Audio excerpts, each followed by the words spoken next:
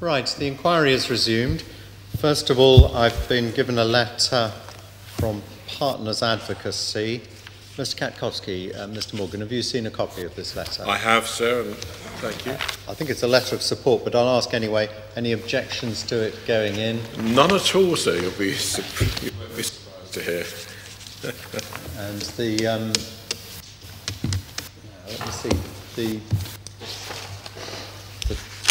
document you gave me just before the break from Stevenson Harwood, I was calling document 9. That is right, sir.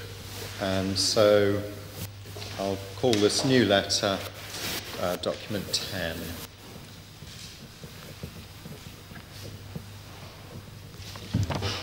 Thank you, sir.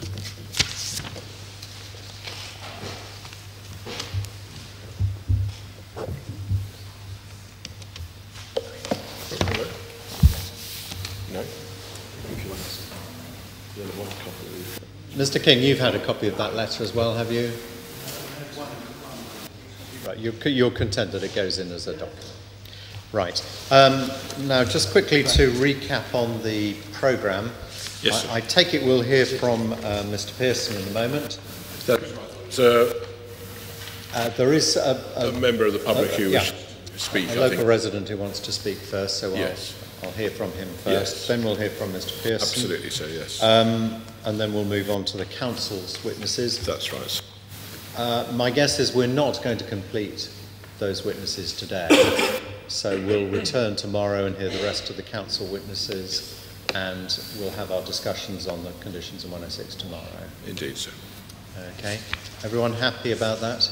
Content, sir. Content. Content is a much better word. Yes, I'd rather be finished today as well. So the gentleman who wanted to speak today. Yes, do you want to come up here? Wish you to use a microphone? Well, there's one there, and then everyone can hear.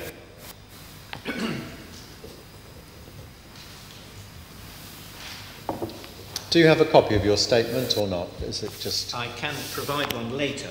Later would be helpful, but please introduce yourself and make your statement. Right. I am the Reverend Bill McElroy. I have recently joined this church. Though an ordained gentleman, I am not part of the leadership, and I haven't been part of 5812, but I wish to speak in support of this application. I work as a tutor at Spurgeon's College.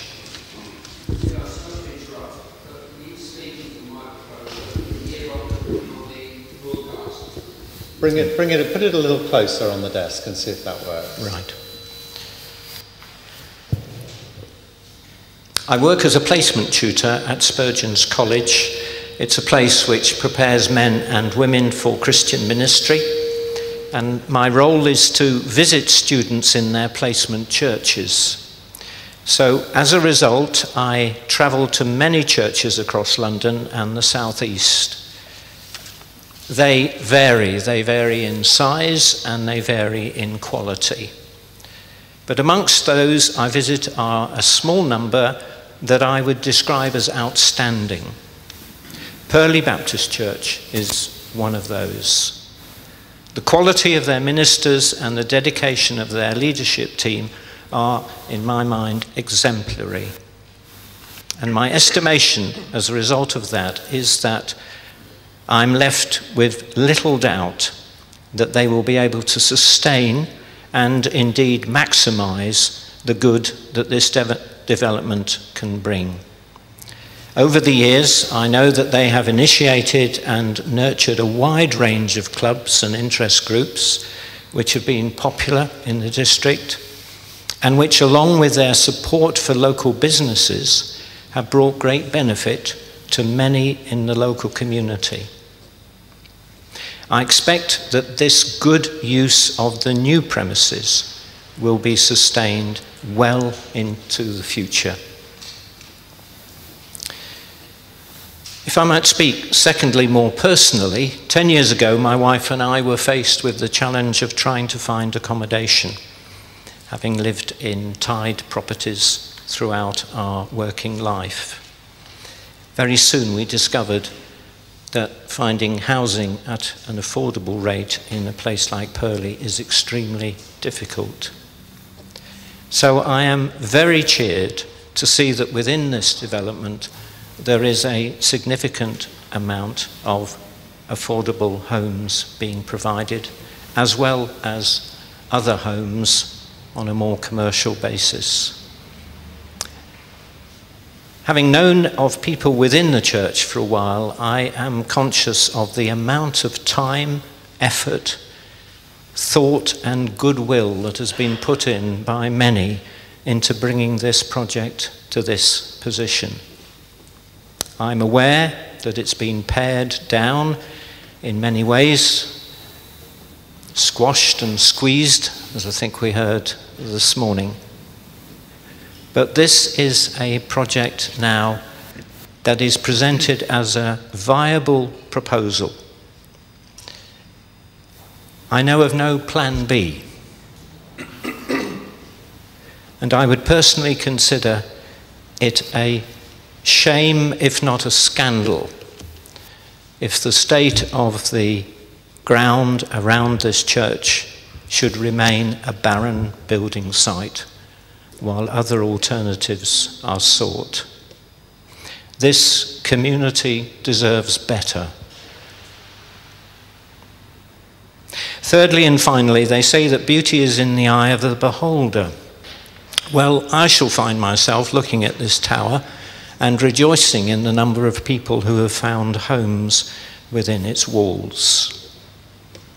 Many buildings in Croydon housing people require height because width is not available. Set in the basin of Purley, surrounded by hills, the tower, with its provision of homes, when it does come into sight, may not necessarily be considered an eyesore. The creative way in which the top floor has been presented, I believe, could count it as a landmark.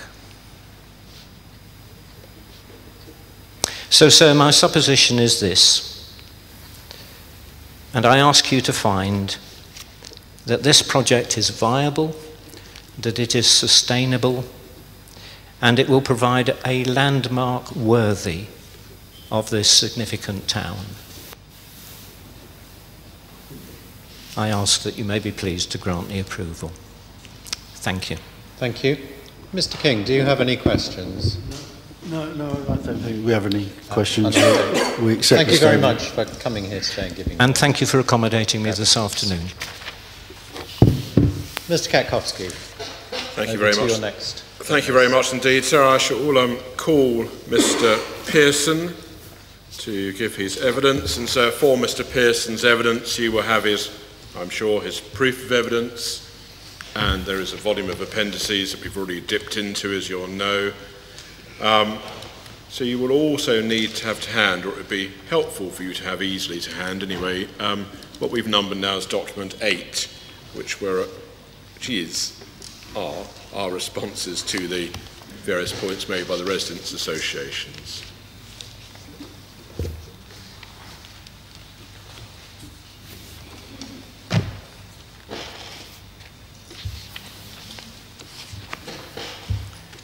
So I'll introduce Mr. Pearson to the inquiry. These details appearing at page 4 of your proof.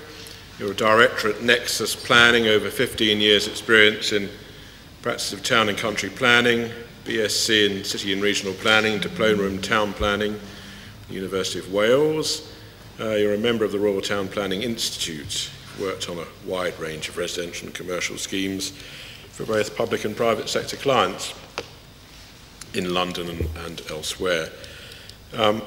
And you indicate very briefly indeed your involvement and the involvement of your firm in this planning application over time. Are those details correctly set out? That's correct. Good.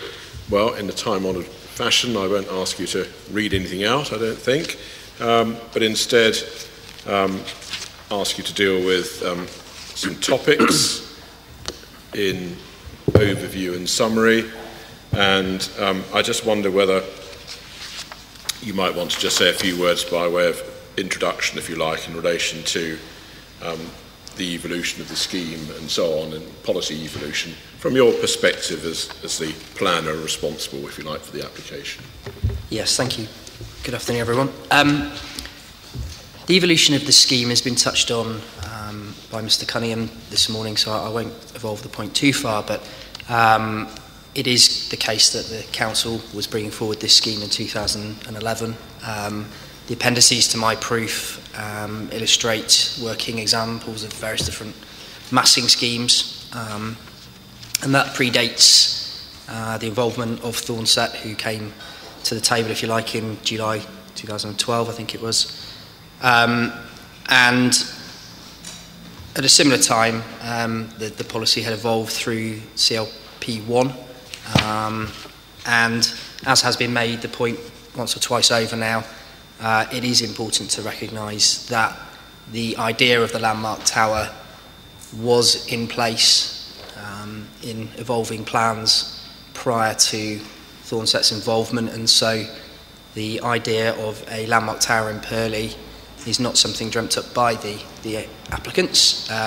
They are following on from a plan-led idea. Thank you. Good. And we've had through the scheme architect, we've had an overview, if you like, of the number of meetings and with a whole host of bodies and agencies and so on and so forth. And I wonder if you could just say a few words about how you'd seek to encapsulate the process of scrutiny, if you like, that's happened here of the proposals. Obviously, you've explained the plan-led nature of them, but as we know, a lot of work was done by the applicants as well. To what extent has that been scrutinised, not only by the council, but by other interested parties? Thoroughly. I've certainly never been involved in a project with either the length or depth of scrutiny on a range of key issues. We undertook a formal and I would say excellent pre-application process with Croydon Council for around 2.5 years. It wasn't always easy. We had a number of meetings early on where obviously mass and scale was toyed with, and as it was outlined this morning, we had to bring in the south site, etc. But it was tested to destruction, and it wasn't just Croydon. Obviously, throughout that process, as has been mentioned already, we engaged with a number of other consultees and stakeholders at the formal level. Transport for London, as Mrs. Balboa outlined this morning. The GLA, we're involved at a pre-application and post-application stage. Design Panel South East was presented to. And then in terms of public consultation, I just wanted to draw your attention, sir, to this document, which was attached to this schedule, which Mr. Katkowski mentioned. As part of document number 8. I forget now, I think it might be the first appendix. That's correct. To it. Draft London plan. No, sir. The next one. It's the other one, In commonplace. Case, mine are clipped in a different order to yours. It's a famous law that begins with S, I think, which applies.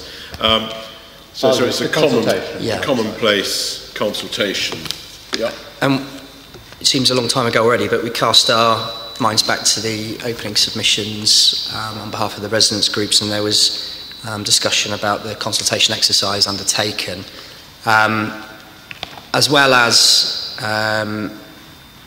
is listed in the community statement that was part of the planning application, meeting with a number of stakeholders, including Chris Philp MP, various key councillors. We also held a public exhibition, which was held here in the church, very well attended from memory. But more than that, we consulted via a website called Commonplace. I have to say, I remember at the time when Thornset showed me this website, I was concerned about quite how transparent it was, because most developer websites simply show a proposal and do you support type questions, whereas Commonplace was designed to be extremely transparent in its nature. People could go on and quite clearly object, support, or be neutral. The website had over 15,000 page views by over 2,000 individual unique visitors who posted over 500 comments. And I won't run through all of it, sir, but in this document you can see a series of charts which explain the positive, neutral, negative nature of the various different topics and how people viewed them. And you can see from that it's a fair spread on each category. And in most cases, the views expressed were neutral. I'm not seeking at all to get away from the fact that when the planning application came around, there was obviously a significant body of negative comment as well. My point goes to the fact that it was levelled that the consultation exercise perhaps wasn't as thorough as could have been, whereas I have found this to be the most thorough consulted application process that I've been involved in my time. Very much indeed. Good. And if we move on from that background, please, to, for those of us who have read your proof, we know that a considerable part of your proof is set out with, consists of your assessment of the various benefits as you see them of the proposals, and you've put those benefits under various headings. So I wonder whether you could, just by way of overview, sort of draw together, from a planner's perspective, if you like, your opinions in relation to, first of all, the social benefits of the proposals, as you would see them. Yeah. The fundamental pillar of this scheme is twofold, I guess. It's the community uses, and I'll come to that, and the church. But it's housing. And we've been fairly light touched so far on the absolute chronic shortage of housing in the UK in general, and most pointedly in London. You don't have to go too far into any tier of planning policy for the absolute desperate need for new housing in the UK, in London and in Croydon. There is a requirement for, I think I'm right in saying, over 1,400 new homes per annum in Croydon alone, allocated by the London plan and beginning to be took through by the Croydon plan. And that gives you an idea of the scale, and as the Mayor and anybody else at political level is keen to emphasise, we have been falling a long way behind that for a long time now. So action is needed. This development proposes 220 new homes. That is a significant chunk of new housing by any standards. But by Purley standard, it's a real shot in the arm, both for Croydon and we go on to say, for the vitality and viability of Purley.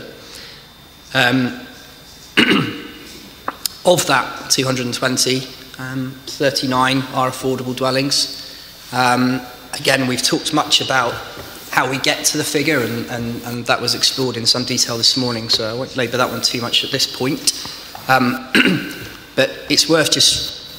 I was speaking to Mr. White earlier on, and I think he will be able to confirm that 39 dwellings alone would be the largest new residential build in Purley for some time. But the fact that it's 39 affordable dwellings shouldn't be viewed as only 18% equals 39. It should be that this is the most significant affordable housing development in this town now and potentially for many, many years to come. So the value of that is huge, and we've heard at some length from various different speakers, including the Residents' Association, to be fair, that there is need for people's sons, daughters, grandchildren to be accommodated in that type of accommodation. We've also heard from Mr. Cunningham this morning that agreements are already in place with 2 housing associations, and that in itself is vitally important as well. We're all party to schemes where these agreements are not necessarily in place and they come in down the line, whereas here everything is ready to go and packaged up. And you were saying that church and community facilities that you include under this heading? Yeah, they're separated out in a way. The new church, it's clear for all to see when you walk around these premises, not so much this room, which has been subject to a facelift, but certainly when you get involved in the rabbit warren of the main buildings, that it isn't fit for purpose. You could persevere as they have valiantly, but they could do so much more. They've got a track record, Purley Baptist Church, of expanding a congregation involving all walks of society, and we should be supporting that. Of course we should. The costs of ongoing repairs are significant. I've been given figures of 70, 80, 90,000 pounds per annum over the last few years, and that's just to paper over the cracks, if you like. But in terms of what the church can go on and do, we heard yesterday some aspect of the outreach activities that the church already does and what they're proposing to do in the future. It was looked at in numerical terms that there was a sort of I think it was a 20% or thereabouts increase in the number of activities. I suppose I wanted to make a point around that first and foremost, that just looks at quantity of new activities prepared or proposed by the church. But if you like, that's only one of 3 important limbs. The other important community benefit is the qualitative enhancement of everything the church is already doing, and I'll come on in a moment to explore a little bit about what I mean by that. But the third point I worry got missed was that the significant chunk of space is being opened up through a management plan, which we'll come to in a second, to enable anybody from within the nearby society to, I don't know, run a yoga club or night evening classes or children's or any form of other sort of social engagement, though not a wine tasting club from what Mr. Collins was saying. So if you've got the Section 106 agreement to hand. I do. One of the appendices to that is the Community Facilities Management Plan, which is at Schedule 5.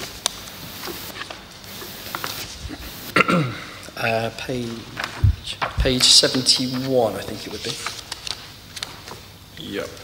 Well, given that the previous page is page 70, it yes. must be page 70. It's not actually numbered. No. I've got it electronically. Yeah. Okay. Now, as I understand it, we're preparing, following the questions yesterday, a detailed note about precisely what community activities will go where within the church, and so you're interested in how that was going to be spread around. So that's evolving. And you understand why? Yeah.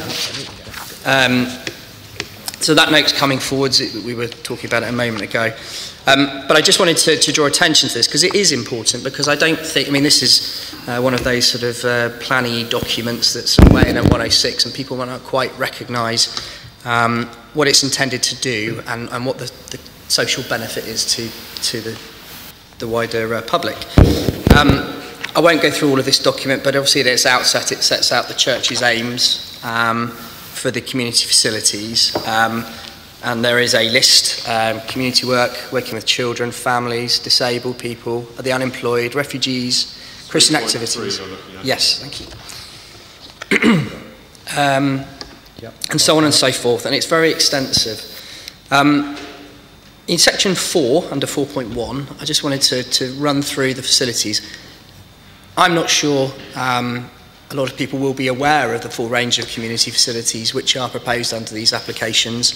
The headlines always tend to be about the tower, But let's just explore what's in the proposed new facility. Auditorium and balcony seating for 500 people for church service purposes, that's well known. But more than that, a larger multi-purpose hall suitable for schools, scouts, sports, reception, conferences and other gatherings. That's shown, I think it's on the ground floor, lower ground floor of the proposals. Mr. Matthews brought our attention to it the other day. That's a significant facility. If you think what that's replacing, sir, it's the outdoor hard court area which we are parking our cars on, or I have, today. I came by train. Indeed, absolutely. You're the 1% that's come by car, you see. So. But I might ask for use of your car when it comes to the site visit. For a number That's absolutely fine. If you can fit on one of my child seats. The sports facility, as I say, I mean, you know, it speaks for itself. You only have to walk around that. What a quantum leap in improvement that will be. And one of the points that's not been touched on is the benefits to health and well-being. MPPF covers that, and that's an important strand of our proposals. There is also a multi-purpose roof facility on the 5th floor, which I assume can be used for event space and will be looked at for community purposes. There will be a new cafeteria for communal gatherings, smaller spaces for teaching, meetings, counselling, a new kitchen and kitchenette facilities, a smaller sports hall, a second sports hall for more individual sports, I assume. And that composition is, as I understand our more detailed note will demonstrate, is a quantum and quality of provision which you will not find in Purley at the moment under one roof. And in our estimation, my estimation, that affords significant weight in your overall consideration of the scheme. And just because you said when you were going through the list, you know, at item A you referred to the church services, the auditorium and balcony, 500 people for church service purposes, but then you moved on to the next item. But should we not lose sight of the fact that that auditorium is itself there also for community use conferences and other functions, and does this plan say very specifically here, not only for church related activities? You're quite right. Important omission by me. Obviously the auditorium will be for any use outside of when Reverend Collins is... Happy for you to lead him. Absolutely. Well, so that's why I'm leading council, you see. I have to use that joke at least once at every inquiry. So carry on. You were saying, Mr. Person, you were taking us to this management plan. So we know there's lots of a lot of space in the scheme and it's available for community uses, etc., etc. Did you want to say something else about the management plan? Yeah, I won't elaborate the point, but the plan here sets out how the community spaces will be managed. I was involved in a number of very detailed meetings with Croydon Council, where quite rightly the communities officers were extremely keen to ensure that this was not just a facility for the church governed for use by the church. This plan makes provision for a management board under section 5 to have independent bodies within it, and so this will not just be a facility where the church can dictate who comes in. Of course they will sit on that board. It contains within it confirmation that the facilities will be open 7 days a week. It sets out a pricing strategy that there will be general pricing at commercial rates, but there will also be discounts for community groups and presumably those who are not as able to provide the funds. So it's wide-ranging, and the final point is that it will be reportable on annually back to Croydon Council to ensure that all these aims and objectives are being adhered to. So this will genuinely be, both in quantity and quality terms, a significant leap in the provision of community space for Purley, and it will be genuinely available to all. Other social benefits in the list, so to speak? Other things you'd like to draw to attention? Yes, sticking with the 106 for now, public realm was touched on in Mr. Matthews' presentation, but Plan 4 of the Section 106 agreements, which...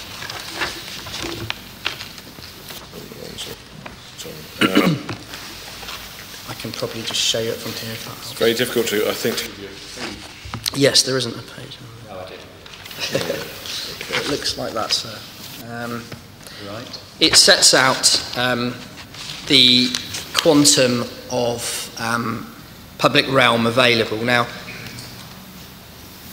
others have touched more upon this sort of the environmental aspects of the site, and it's obvious that it's hoarded and vacant in parts and derelict in others. But one of the things that even, I suspect, when it was functioning, it didn't contain the level of public realm which we are promoting. And looking at that plan, I guess you'll have to take my word for it at this juncture, and you can go away and have a look. There's lots of plans in there. Yeah. It's quite hard to find, but what's the number of the drawing? It's Plan 4 is its title, but the drawing reference number... That's probably easier to find. Yeah. The 106 numbers, Yeah. So it's actually, as you would imagine from the number, fairly early on in the run of plans. Is it the one after Plan 3? No. No, it's that not, would be sir. too easy. There's far about... too simple, sir. If you keep going, so there's about 4... I got it. There you go. Yeah, I got it. So on a meeting before 5A. Yes. Yeah. Thank you, sir. Now, part of the statement made by the residents' associations originally was that we were building right up to the boundaries, and this was squished on in every conceivable way. But Mr. Matthews already brought our attention to the fact that actually it does push back from the boundaries. What this plan shows is that there are two clear gains, if you like, over the situation at the moment. The run of public realm up Banstead Road, these are my rough estimates, but you get about 2 metres at the sort of junction end, which is new public space, up to let's say 5 or 6 metres towards the library, which culminates in the new steps up to the public library, which is hugely beneficial, not least to the library itself, who I understand suffer from being divorced from the town centre and having this fairly eyesore site intervening. Suddenly it has a new link to it and encouragement of activity and population on the intervening paths. Secondly, and I think really importantly, there is the new public realm space on the bottom of Russell Hill Road.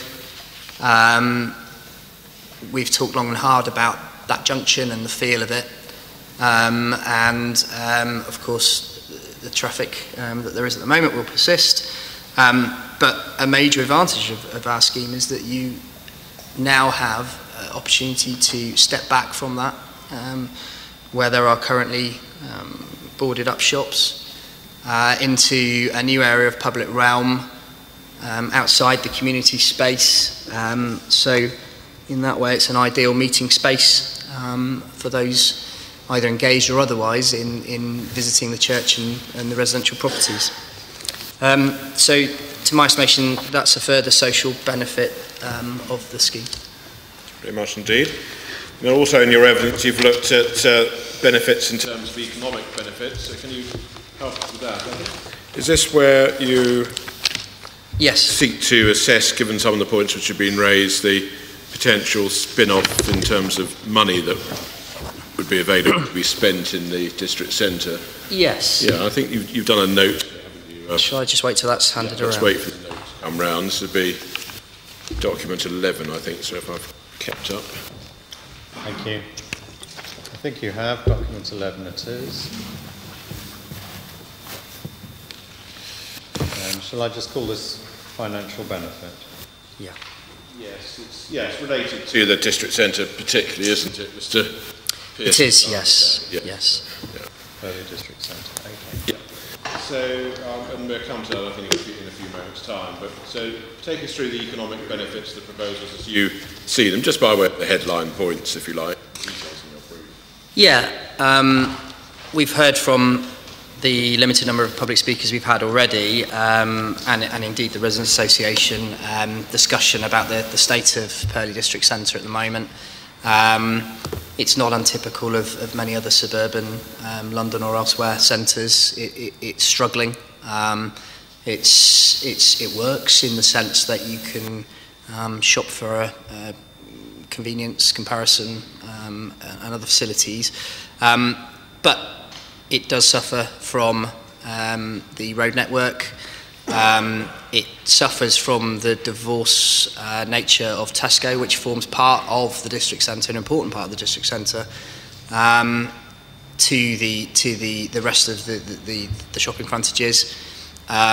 It, by my count last night, has somewhere between 15 and 20 vacant units. A number seem to be under refurbishment, so there may well be some new facades coming forwards, but it's in that ballpark. And we've heard from the bid elsewhere, who I think are talking next week, the Business Improvement District. And important to note, there is only one Business Improvement District in Purley, so they speak for the traders who are within their umbrella. They've surveyed their members historically, and this is a town centre which is not, in their estimation, vital and viable, to use the words in the MPPF, where at paragraph 23 it gives us significant support to do what we can to enhance the district centre. Linked to that, the note that you've just been handed, and here you'll see that in another hat I'm a retail planner, is a note. And what this, we met before, I'm not I think we probably have, sir, actually, now I think about it. Yeah. I met most of the retail planners. We're dwindling in numbers as people stop building retail. It's wonderful.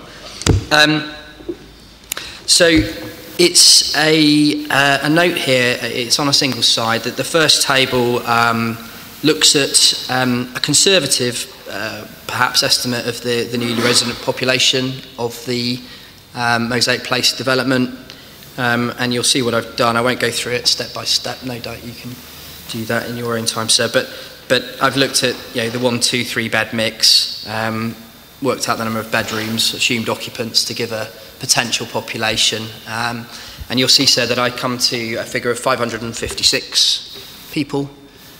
And you say it's a conservative analysis. If the inspector might have seen in amongst the documentation with in the design and access statement, the number of people for literally each of the flats that we propose is listed in that documentation. Yeah.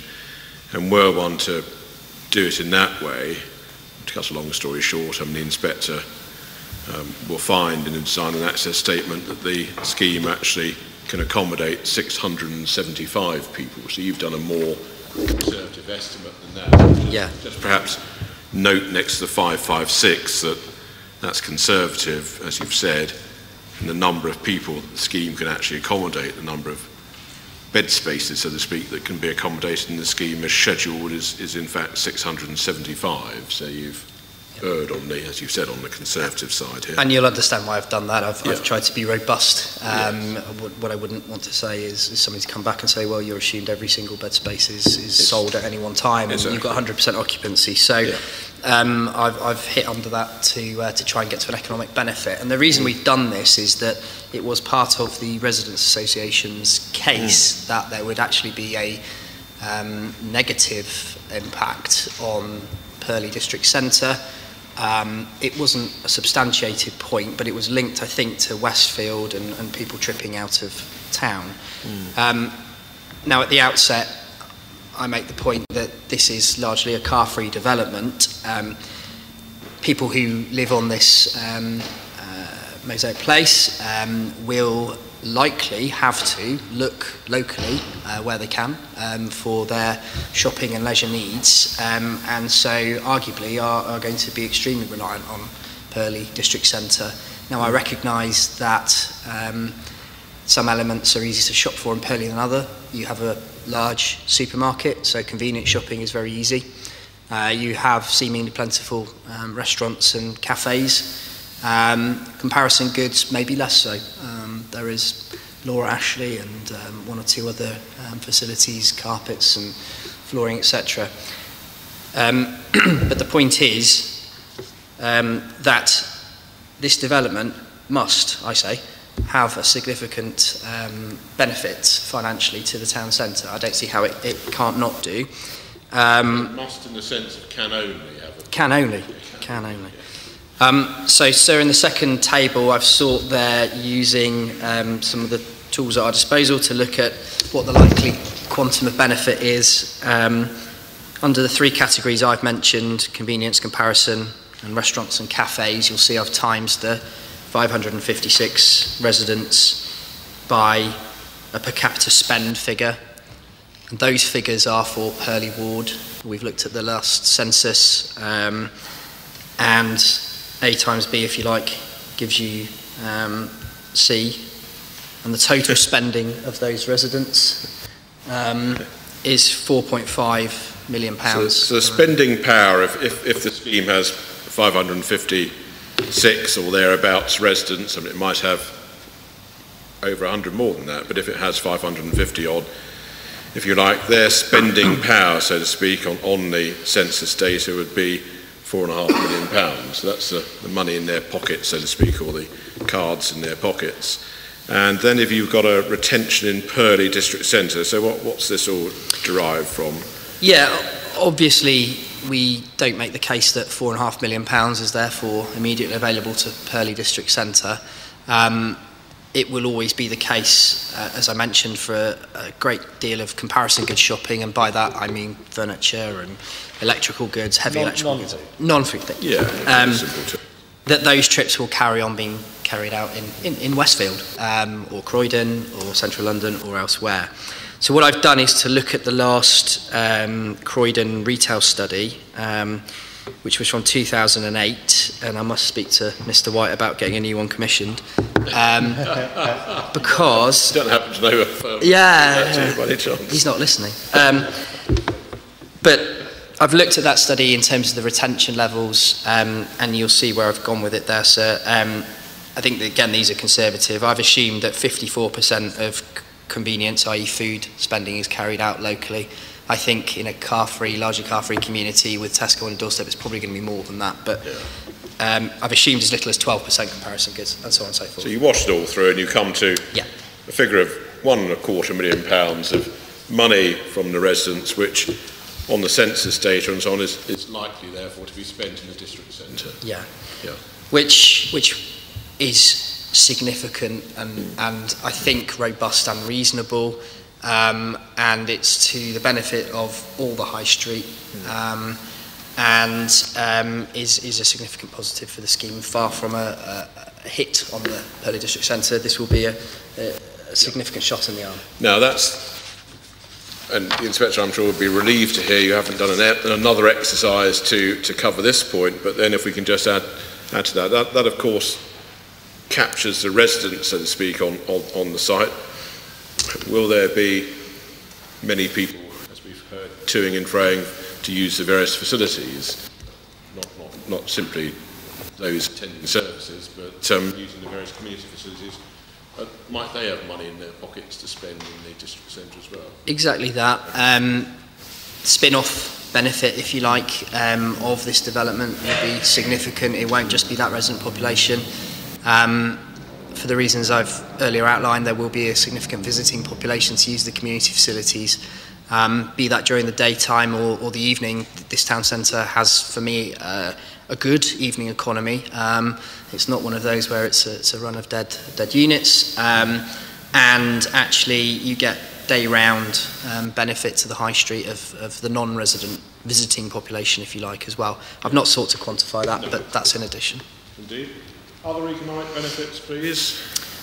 Jobs, briefly. The church, as I understand it, has 13 full and part-time employees at the moment.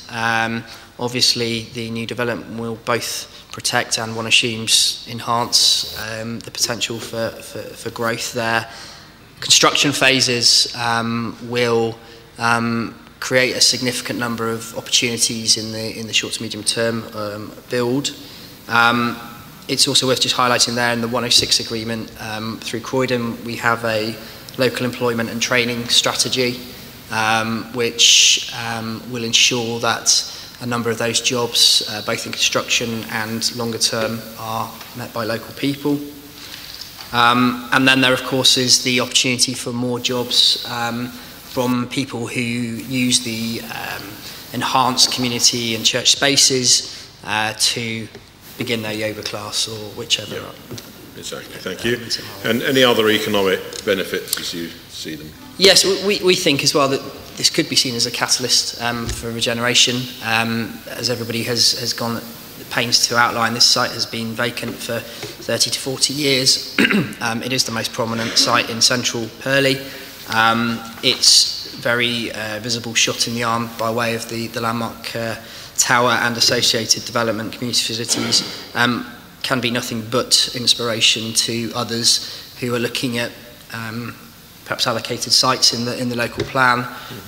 There are others around Purley who people may have been hesitant to come forward on, and that must be to the benefit of the town as well.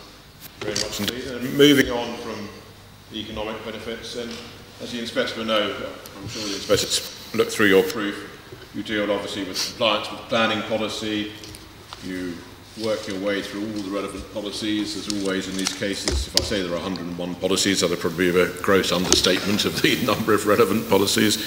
You work your way through them, and in a sentence, if you like, sorry to be jargonistic, but in terms of the Section 38.6, so making the decision in accordance with the development plan, what would that decision be in this case here, having trudged one's way through all the relevant policies? Yeah, you would conclude, as Croydon, the GLA, and any other independent stakeholders looked at it, that it complies with the development plan. I won't recite DM44 again, but obviously as it comes into fruition, we are plan-led and plan-compliant. Yes. So, obviously we've seen the policy chain, if you like, in relation to having a taller building on the site, but in terms of uses, are the uses that are proposed in this scheme exactly in accordance with the allocations in the emerging local plan? That's correct, they are. This site will be allocated for residential, retail and community and church facilities. This site being the island site, and across the road it's unallocated for residential. The south site will be allocated for residential, and so our scheme is use compliant 100%. Yeah, so the mix complies, as you've just explained, with the allocations in the plan, which we think will be adopted in the not too distant future, but the disposition of uses, so the mix of community, church, retail, the shop, and residential on the island site, but with residential being the use on the island on the south side. Is that disposition of uses, again, precisely in accordance with the allocations? It is, yes. Yeah. Good. Thank you very much indeed. Now, in relation to the tall building element, I don't think we need to go through this now, but just for the reference, if you like, that policy 7.7 in the London plan, that's been much talked about at this inquiry. There are obviously differences of opinion about compliance or otherwise, but your evidence on that is that set out over, well, a considerable number of pages 33 to 38 of your proof. Yes. Those are the references, and do you there work through every criterion and explain your position in relation to each and every one of them? I do, as you say, 33 to 38 covers it. I don't make any further submissions on that, and nothing I've heard to date in the inquiry would change my opinion from what I've written already. Thank you very much indeed. So then moving on, while we're dealing with planning policy and similar issues, density. Now you know that something's been made of the density point by those who oppose us. Mr. Felt the local MP was, quite forthright on the subject of density, shall we say. And I just wonder whether you could help us, please, as to your understanding of how the density matrix guidelines in the London Plan are meant to be used. Is this a subject which is covered in a bit of detail, actually, in that document number 8, our responses to the Residents' Association? Yes, that's right. And it's also useful to have to hand the other attachment to that document, which was the draft London Plan topic paper on housing density. The one that the inspector, I think, Yeah. came across just now. Yes. The Residents' Association correctly, I think, pointed out an error in the committee report. Sorry, that the density was 817. It should be 807 by one measure, and by a second measure is 691, and this is in the schedule. The difference depends on whether you account or not for the non-residential space. But we don't rest our case on one or the other. Okay, so let's just pick up and run with the point that's been made. If we take the higher of those figures, that's above the range set out in the London Plan matrix, the guidelines on density. And the point that's being made is, well, if one's above the top end of that range, you're in breach of the policy, therefore you should be refused. I mean, that's the run of the argument. Do you agree with that approach? No, not at all. And why not? The topic paper, which I referenced a minute ago, if I could just read a couple of quick extracts of that. I should say this is a topic paper for the new draft London Plan, which I'm not effectively cross-referring to, and whilst that plan is very early evolution, this topic paper is entirely relevant. It talks about, it looks backwards effectively over what's happened with housing density in London. So if you look to 3B on page 2 of that document. 3B, which is at the bottom of page 2 of 11. Just give the inspector a moment. So it's 3B, page 11. No, page 2. Page 2, paragraph 3, sub B of the topic paper, sir. Just pause 1 moment once the inspector's there. Bookmark in there. Okay, right. Jolly good. So bottom of the page. The topic paper explains, the density matrix was only meant to be a conceptual and indicative tool of what could be developed on a site and not used prescriptively. However, its apparent numeric simplicity has led it to dominating the approach to density. So there we're given clear indication, as you can't just read it as a box, as it were. Turning over to the page on page 3, we are now at 3C. Top of page 3. The density matrix is not being followed. 50% of development is above the matrix maximum for its location, 25% is double the maximum, and 15% is below the minimum. So that only 35% of development in London is actually within the density matrix. Carrying on down that page, sir, at J. The research findings suggest that there is no case for continuing to set a maximum level, since the appropriate criteria for limiting densities are judgmental ones, and decisions about what is qualitatively unacceptable are most appropriately decided by the local authority or the mayor, or in our case, the Secretary of State. And then, almost finally, at I, on the bottom of page 3, research also finds that there is no inherent problems with recent high density above the matrix maximums developments, and that they are popular with their residents. The key to high density schemes being successful places to live is good design.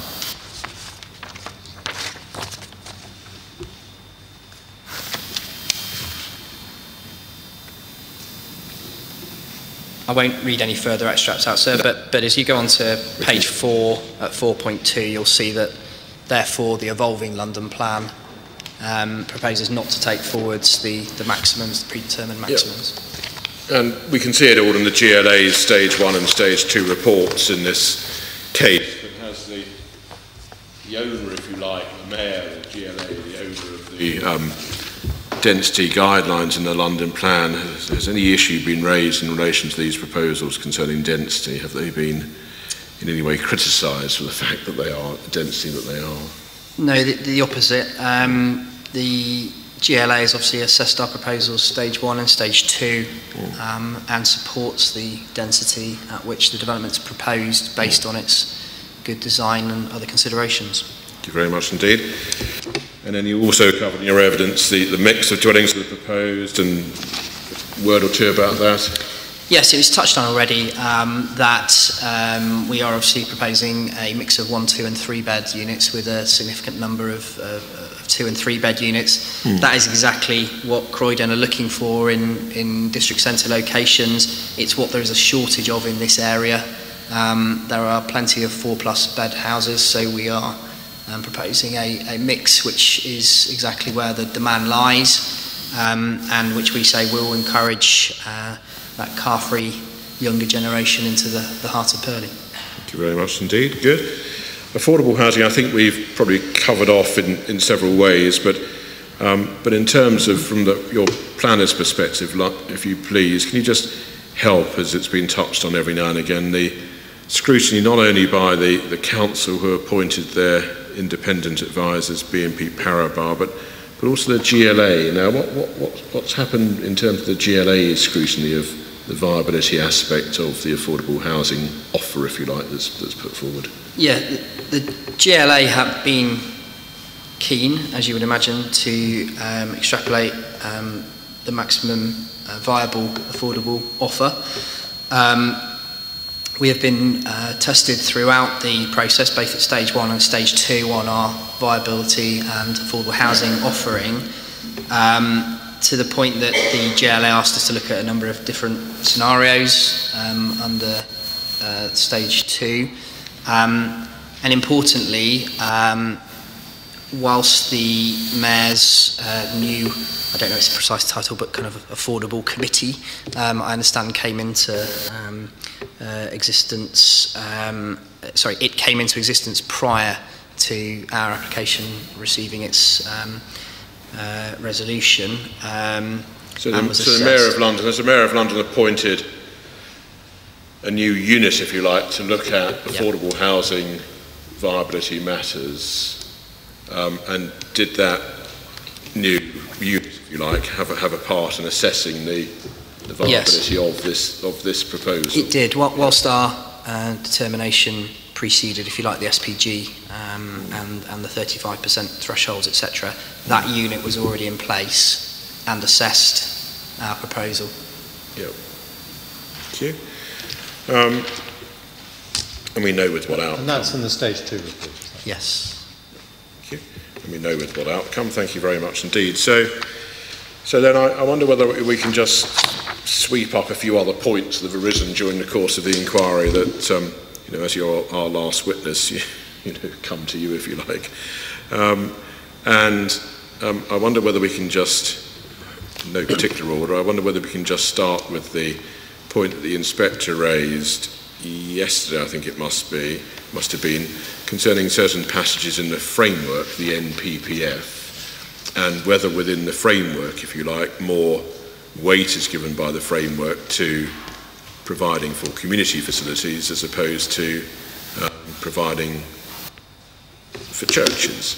And I wonder whether we could just, do you remember the inspector gave us 2 references, and I think one was in paragraph 17 and the other was paragraph 171. I think the inspector might have missed one that you're going to take us to. There's an early one, as I mentioned, for rural areas, isn't there? Carry on. No, I've missed that one. Let's see. Yes. Let's see if we've got I think, the question came up as to whether places of worship are included within that category and can be given equal weight as a community facility. That was essentially I just think so. the point. Yep. That's how I took it. Yep.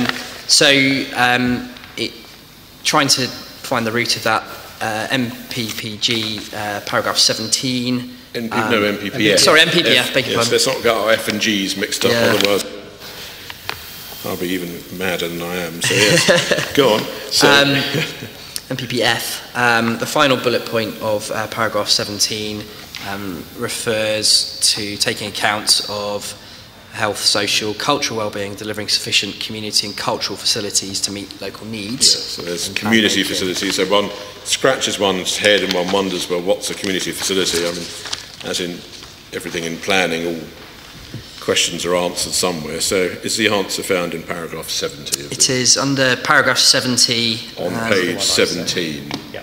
Yeah. Is this the one you drew attention to, sir? Yeah, I didn't mention 17. No, I just looked at the ones that did you refer say to places 70? of worship. You said 70. I said 70. Oh, I see. And then 100 and... Well, that's very helpful, because I think certainly in this quadrant of the You heard the hall, we had 17. 17. I mean, we must admit that confused us for some while, but it's all crystal clear now. I just, because I tediously work electronically, I just Googled for No, it's not tedious at all. I think what double confuses is 17 also covers community facilities. Yes. It covers community. It was places of worship. But in 70, I see. Yeah, so in right. 17, well, if this was the paragraph well, it is now. It is, You've clarified. This is the paragraph you mentioned. So Yeah.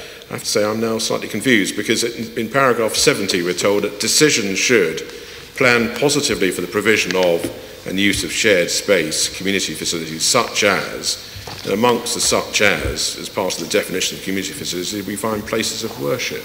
Yeah, that's what I was inviting the Reverend Doctor to comment on. I'll now invite the Because planner to come to talk. neither your opening nor Mr. Pearson's evidence. No, I comment on it. absolutely. So I'm the not simple really point. trying to be helpful, but in You're that not trying to be instance- helpful. Excellent. In that instance, I perhaps... But in this instance, by accident, so you have been helpful. No, it wasn't by accident. It was quite Thank you very deliberate. much indeed. I want the whole thing covered. For the Great. for this day. So in paragraph 70, in this deliberate bit of help... It's supposed to be about me. So under the first bullet point of 70, we are given support there for delivering a range of facilities, and our attention is drawn to places of worship as being a And your interpretation, I mean, I know this, but your interpretation is that paragraph says that a place of worship is a community facility. Correct, yes. That was really Good. all I wanted We've got there. Thanks to very check. much. I wanted to hear it in evidence. Anyway, thank you very much indeed, sir. And thanks for that, because I will confess, if that's the right word to use here, that I was blissfully unaware of that reference in paragraph 70, so I've learned There you go. this inquiry, so thank you very much indeed. I'll put it down as part of my CPD. So if we move on, please, that's the National Planning Policy Framework, and other matters just to pick up, please. I don't know, again, whether the spirit in which the point was raised, but you'll remember that the Inspector yesterday raised a point as to whether, by reducing or even eliminating that part of the scheme that contains church and community facilities, whether that would then open up the site to a residential development, and as a completely residential development, it might well then be able to provide more affordable housing. Do you remember that line of questioning? Again, I'm now, I think, understanding the spirit in which the point was raised. So can we just, if you like, put that one to bed? So in relation to the uses that are proposed, you've already explained that on the island site, which is where the church and community facilities are proposed, that literally accords, to the letter with the allocation that's in the emerging, and we think relatively soon to be adopted new plan. It does. Plan. Yeah. Thank you. Now, in terms of assessing the viability of a mixed-use scheme, because that's what we've got, when one looks at the London plan or indeed elsewhere, when you put forward a policy-compliant mixed-use scheme in terms of its uses and its mix, is there anything anywhere that says that as part of one's assessment one should remove policy-compliant elements of the mix and make it, if you like, mono-residential so you can get more affordable housing? No, there isn't. No. Okay. Thank you very much indeed. Let's move on. Another point that was raised, and again, forgive me, but I now I think understand the spirit in which the point was raised, but another point that was raised by the Inspector yesterday was the idea of moving the church to the south site. So can we just deal with that? Yeah. Now, first of all, in relation to the allocations, would that be in breach of the plan, the new plan? It would be in breach of both allocations, you would lose the church from the allocated church site, and you would lose the residential from the allocated residential site. Yep, that's a good start then. Would the church then be outside the district centre? It would, yes. Thank you. Would you lose the active frontages within the district centre that having the church within the district centre brings? Which we say are fundamental, yes. Yeah, thank you. Is it a sensible idea? No. No. No. You'd obviously lose the range of town centre benefits we've outlined to some extent, and there's also the technicality of the deal with Eldon Housing as well, and, yes. and the no, implications that's all very helpful. Thank you, sir. Forgive me, I understand the spirit in which you raised the point, so you understand the spirit in which we're answering. Absolutely, and you know, it may not be good to hear, but if an inspector is at risk of misdirecting himself, then it's good to hear that, just as I'm told that barristers like to be told if they're asking a line of question that we don't. Absolutely, well, no, you're certainly want to hear. Absolutely. So it works both ways. It does indeed, sir. Thank you very much indeed. Now, so there were a number of other points that you raised in that spirit, and we are seeking to cover them all off in a note that will be produced as soon as we can put it into the inquiry. So I won't ask this witness about any of those other points, because they'll all be in writing in the near future. So I wonder then whether finally I can just ask you to bring the points together by way of an overall conclusion. So we know that we're to apply section 38(6) of the 2004 Act and the Compulsory Purchase Act. The determination is to be made in accordance with the development plan unless mature considerations indicate otherwise. That's the only bit of legalese you'll hear from me at this inquiry. And so you've told us that the development is in accordance with the development plan, so therefore should be permitted. To the extent that there are material considerations in the case, do they point in favour or against the grant of consent? Very heavily in favour of the grant of consent, sir. Yeah. Good. And your overall conclusion, therefore? I suppose final submission, to use Mr. Philps' scoring system, I can give you 10 reasons to approve this planning application. New homes, affordable homes, new church, new community facilities, much needed landmark on a vacant brownfield site, town centre benefit and related vitality and viability. You're reading them quickly. I assume they'll be in your closing. I won't write them down now. Well, read them out and we'll make sure they're new homes. Closing. New homes, affordable homes, new church, new community facilities, much needed landmark building on a vacant brownfield site, uplift in vitality and viability of the district centre.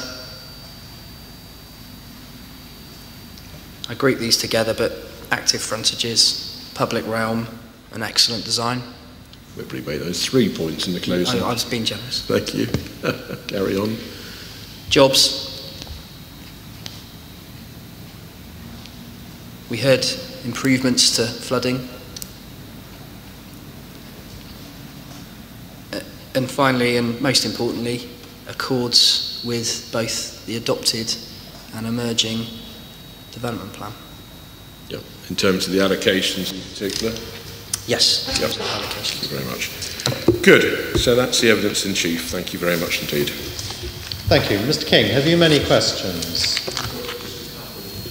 And Mr. Dennis King is being a substitute for him, is that right? It's Diane, actually. Oh, right, you're a substitute for her. Well, if it's just a few questions, we'll take those first.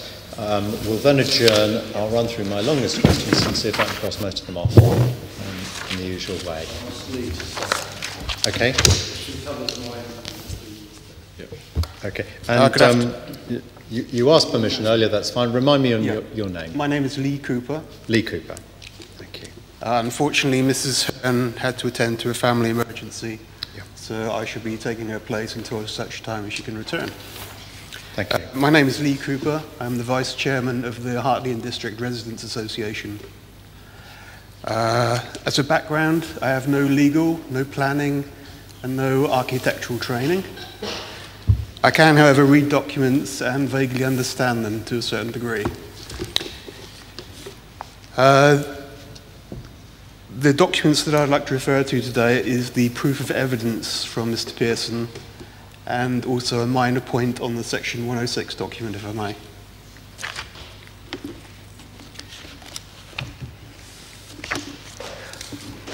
On the proof of evidence, I'm referring to section 3.6 relating to site designations. It states that part of the island site is located within a London to Brighton Road archaeological priority zone. I wonder if Mr. Pearson could perhaps elaborate as to how that relates to planning issues and in particular this development. Yep. As with all planning applications, we had to go through the statutory authorities, including the heritage bodies and people who obviously are interested in the archaeological process. Mr. White may be able to prepare exactly what they said. I don't have the answers to hand, but it would have been looked at and found to be acceptable from an archaeological perspective. Okay, thank you. Section 4.14 relates to the pre-application process. From a planning perspective, perhaps you can outline the consultations which took place specifically with the residents' associations pre-application. Yeah, I think in my evidence in chief I outlined the process. As I understand it, there were a number of leaflets handed out at the very early stages advertising the nature of the scheme. Alongside that, a series of meetings were held with key stakeholders. You're never going to get to every single stakeholder, but certainly I know Chris Phelp was met on a couple of occasions. The local councillors, both at county and ward level, the Purley and Woodcoats Residents Association, I think, were engaged at the early stage, this being within their patch. And as I say, to try and capture all, we held a public exhibition which was advertised in the Croydon Press and opened up the Commonplace website, which was visited, as I said, by 2,000 people. So we hit home, as it were. Okay. I think the level of interest ever since would point to the significant reach we managed to achieve. I don't think there's any question the interest is phenomenal. So you only approached one residents' association, is that correct? We met with the Purley Residents Association, but as I say, I recall having the public exhibition. I know I spoke to Mrs. Hearn at that meeting. We met with a number of other people at that exhibition. They visited the website. So we've certainly engaged pre-application and reached out to a wide range of residents' associations. Section 5.14, and indeed throughout the proof of evidence document, it makes mention of the whole community. But in the fact, that isn't true, is it? It's only certain areas of the community. Sorry, I missed what you said. The document relates to whole community, it states. Regarding the prayer rooms, these would be made available to the whole community. This is section 5.14. Yeah. But we heard yesterday there's certain stipulations from the Baptist Church where certain areas of the whole community would in fact be excluded. For example, you gave earlier the alcohol consumption. It's not open to the whole community, is it? It's only certain aspects. Yeah, I mean, that's true. I mean, we had these discussions with Croydon, and this is why there is a community facilities management plan. I don't know if you've read that, yep. But the purpose of that plan is to ensure that, as far as possible, it is open to the whole community. Now, clearly, let's not name names, but there will be certain organisations who wouldn't be welcome within any four walls, I'm sure. And that's why a management board will be put in place to ensure that those who are welcomed into the premises, as with any premises, are level-headed, let's say, members of society. Of course. Yep. Section 106 document I'm looking at page 59, section 6.18. There are a number of monetary... So just bear with me. Yep, Sorry. sure. Say the reference again. 6.18, I have it on page 59. It lists the sums which are payable for certain obligations. Thank you, I've got it. Yep. Okay, I'm particularly interested in point 9, the sum of 1,500 for monitoring the community facility obligations. Can you perhaps elaborate what the monitoring actually will be?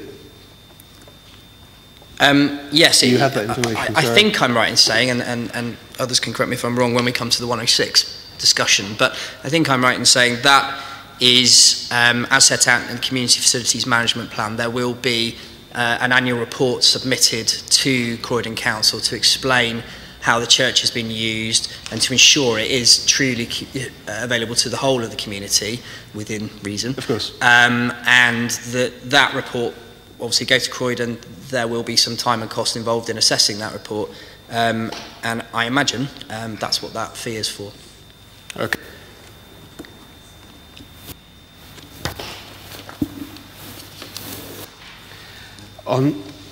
On a similar topic, page 36 of the proof of evidence, section C brackets H. On the right column it said the proposals include an outside multi-purpose roof facility on the 5th floor. Will that be available to the whole community? Is that your understanding? Or again, would that be areas of community? No, it's my understanding it will be available for the whole community. The whole community, so not just the residents? I believe so. Okay.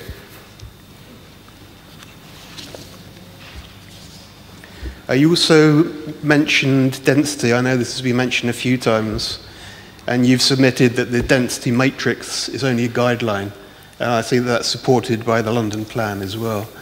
Under what circumstances is that guideline broken?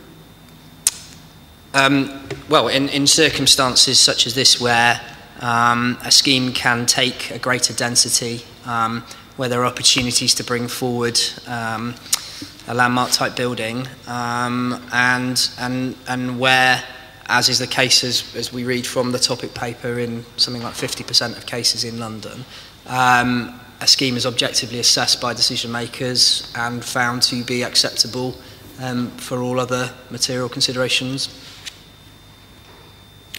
Okay, that's all I have. Thank you. Mr. Giles King? Yes, thank you very much. First, could I say that with your economic benefits to the town centre, I don't think we are disagreeing with that at all. We put in our evidence that we still feel people will have to travel out of Purley, probably Croydon, Purley Way, for things like electronic goods, furniture, clothing, that kind of thing.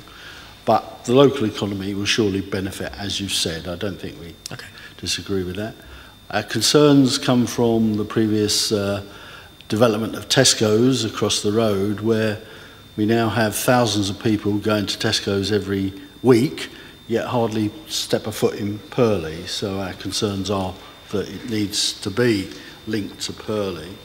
But my real question is, could have all those benefits been achieved without a tall landmark building? Not necessarily without a landmark building, but without a tall landmark building.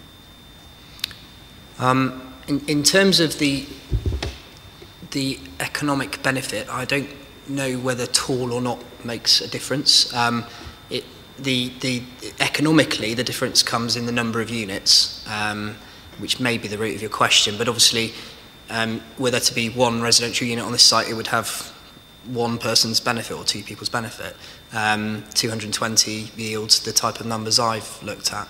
Obviously, the benefit would scale with the population provided. So in the sense of the town centre benefit, it is very much the greater number, the better benefit for this struggling town centre. Yeah, but you did make in your submission the importance of a tall landmark building. My question is that essential to the economic benefits? It's a good point, actually. Yeah, I do think, as has been highlighted by Mr. Matthews and Mr. Noble, the benefit of that tallness and the landmark nature of the building very much says we're open for business, to my mind. At the moment, the first few times I came to Purley, and it's been many, many now, you do get to the gyratory and you do think, where do I go? Why do I want to stop? This building and the landmark nature of it will give people a very visible indicator that this town centre is revitalised and actually maybe worth a look. And so there is some element of benefit there beyond the immediacy of Mosaic Place and the resident population. Thank you. That's my question. Thank you. Is that all your questions? Yes, thank you. Anyone else who's speaking against the proposal have a question? Okay, well, we'll adjourn now until 20 to 4. The inquiry is adjourned. Thanks, Lee.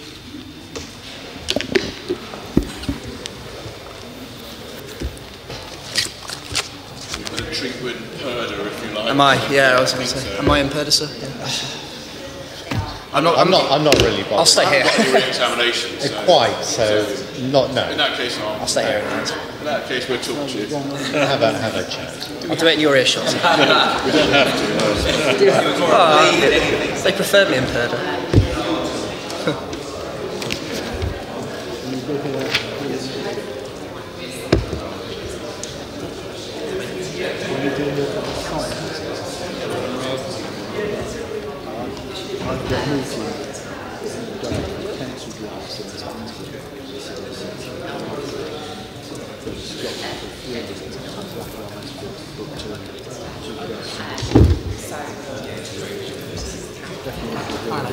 Hello, Rob. I just wanted to say we already see others are doing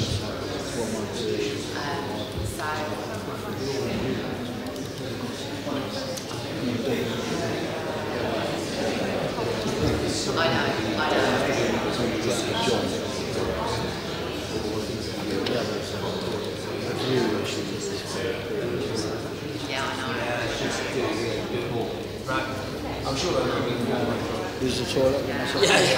Let's hope there is. No, I hope there is. I see it. Thank you.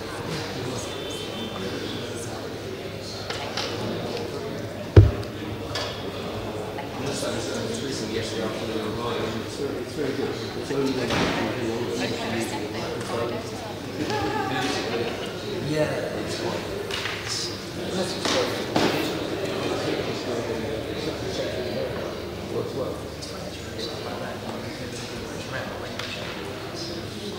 It's fine. Yeah, it's fine. Acoustics here are very poor. We've got a little bit of work to do. We're going to work with really different things, but we've got to suffer the yeah, lots of breaks inside.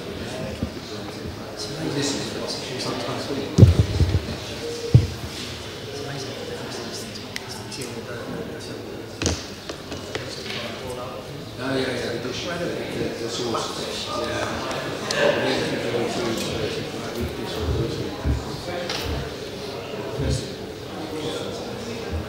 If you focus on an instrument that you want to listen to, it's that good. Not finished yet.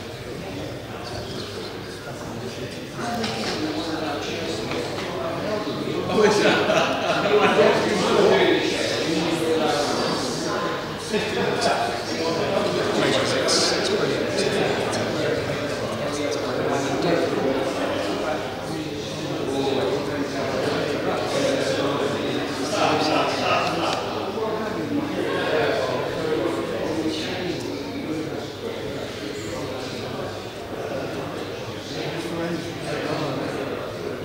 Take the whole process.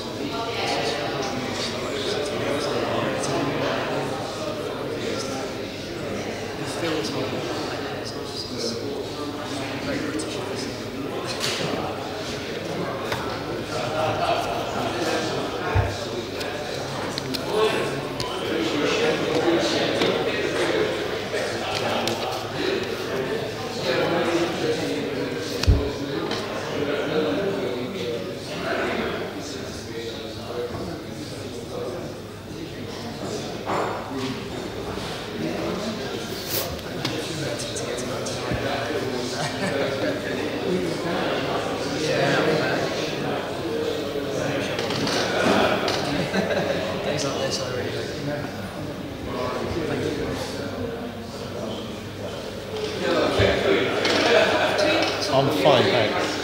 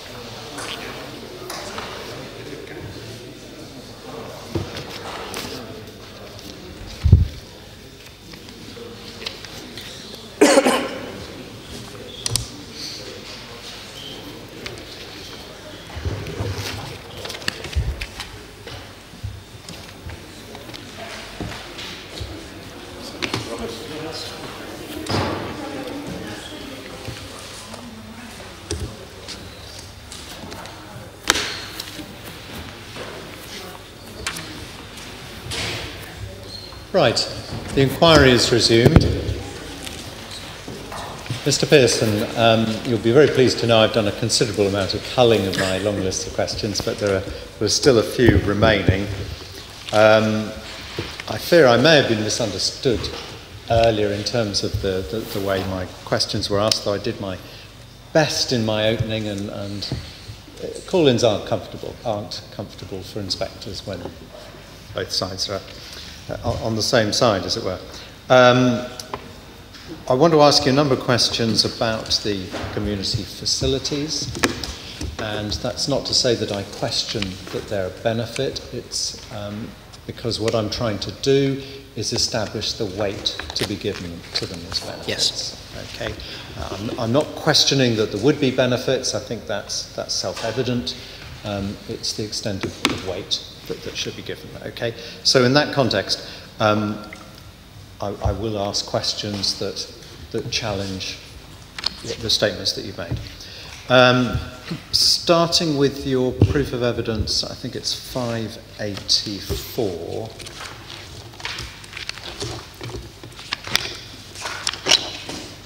Just double check I've got that right.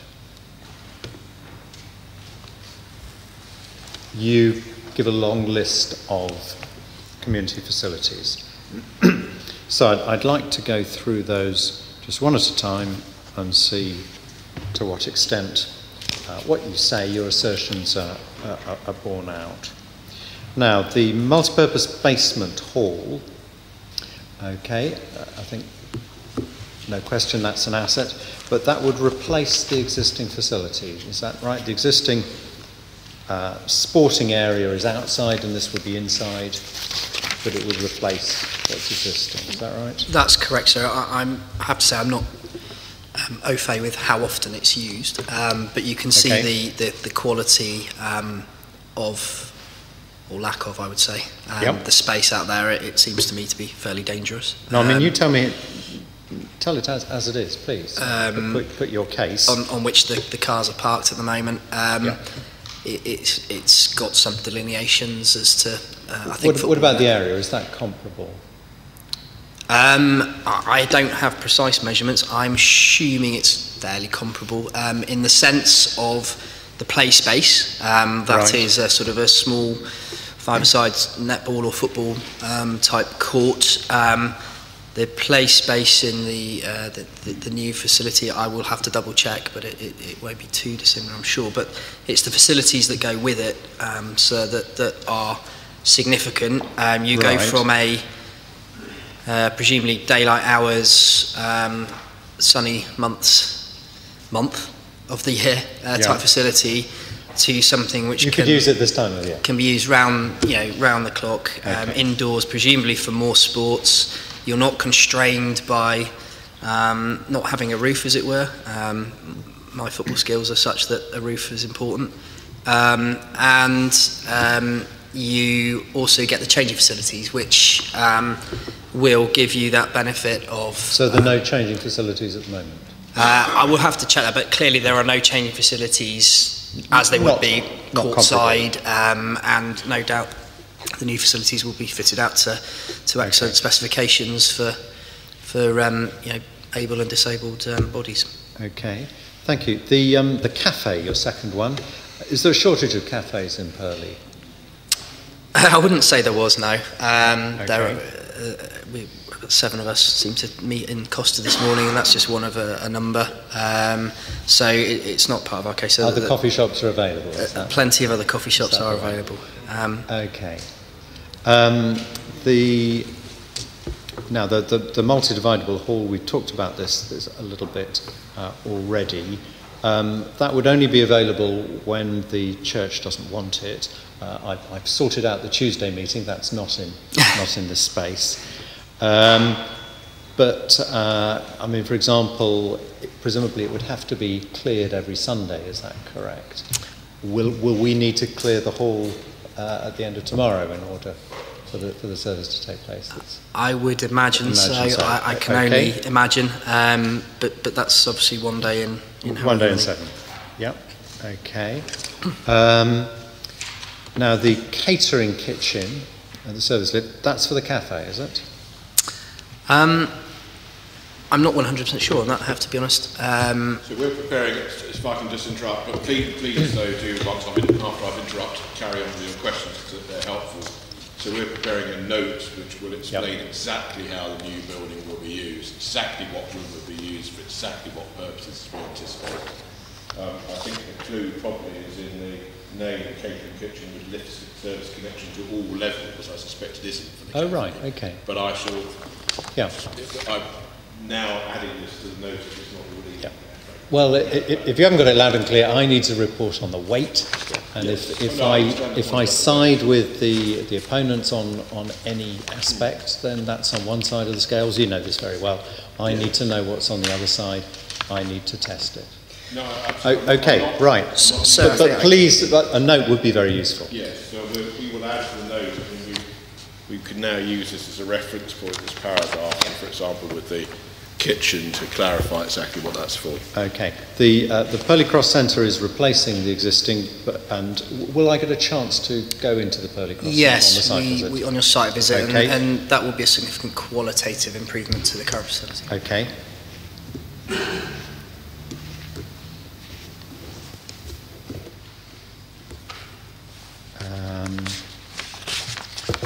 The standalone lettable retail unit, I've heard a little bit about that, but that's one shop replacing others, is it? It is, yes. You raised the question with Mr. Collins on this. I did. There are, I think I saw a plan earlier, there are 4 units there at the moment which are currently vacant, you'll see. Oh, right, okay. Being effectively replaced by this single unit. A qualitative argument again. It is, yeah. And you did ask a question before, actually, about sort of, well, would that impact negatively on the district centre? Mm-hmm. Hand in hand with my previous comment that there are no shortage of, if we look at it from a numbers point of view, no shortage of vacant spaces at the moment in Purley. Yeah. It's not as though consuming those units means there's nowhere for new entrants to the market to go. There are plenty of churn units in Purley. Thank you.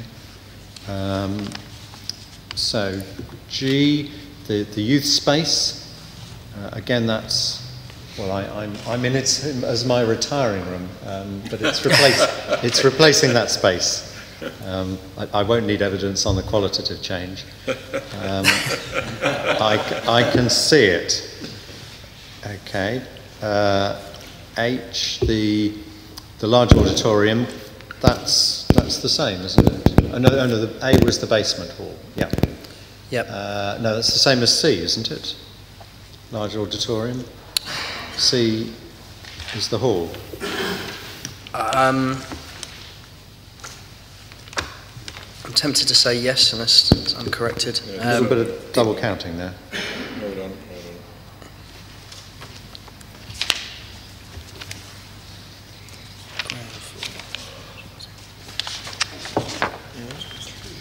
I'll leave that for your notes. The prayer room would be church only, is that right?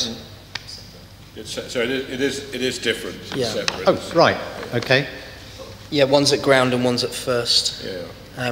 Right. Okay. There are plans in the back of the 106. 106 I hope very helpfully, actually has plans where all the community facilities are marked in blue right. Okay. and green for those outside. Thank you. What number plan is that? It's that series of 3 it's 8. There's a series of plan 8, as it were. Yeah, it's a run of plan 8, so with the various different levels. Yeah, let me tab those. So this is the hall that would take the Tuesday. C is the hall that would take the Tuesday services, and this is the main Sunday hall. Is that right? That will form part of our note as to which space is used for what purpose. So in the notice it already exists, in its work in progress, we're explaining what every room is for. So Okay. Yeah. just had it right notes. Good.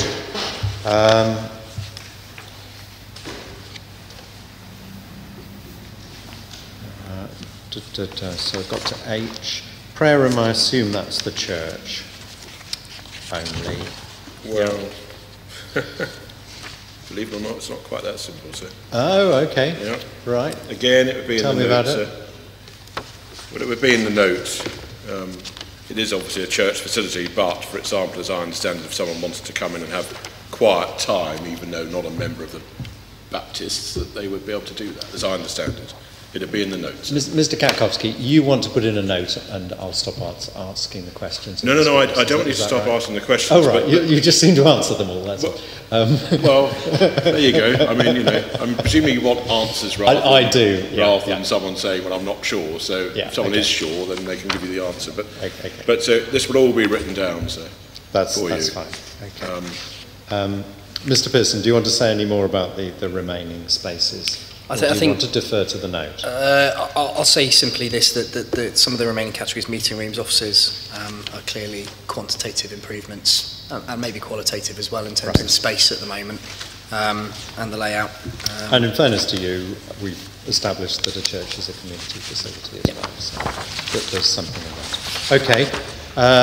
Now, a couple of detailed points. Just a moment ago, you referred to an activity, there might be some yoga here. And my understanding, and it's not a great understanding, but that yoga teachers are often Buddhists, and that's, if not another religion, it's a different belief system. Now you are teasing us, Sarah. Well, he brought it up as an example. Do you want to say anything about that? I do, I suppose. Not the specific yoga Buddhist point, but yes, this issue of religion was part of our discussions in drafting the community facilities management plan, and it was the reasoning as to why the management board, so I think to give it its title, would be representative both of the church but also outside organisations. Not saying for a second, I'm such careful ground here, aren't I? But that there would be any prejudices, but that fail-safe was put there for that sort of reason, such that all reasonable requests would be treated exactly as that. Okay. Now we'll have a separate session tomorrow on the 106, but I just wanted to ask you a little bit in principle in terms of the management, community facilities, what do you call it? Community facilities management plan. That's the one, yeah. It's changed a little from the first draft.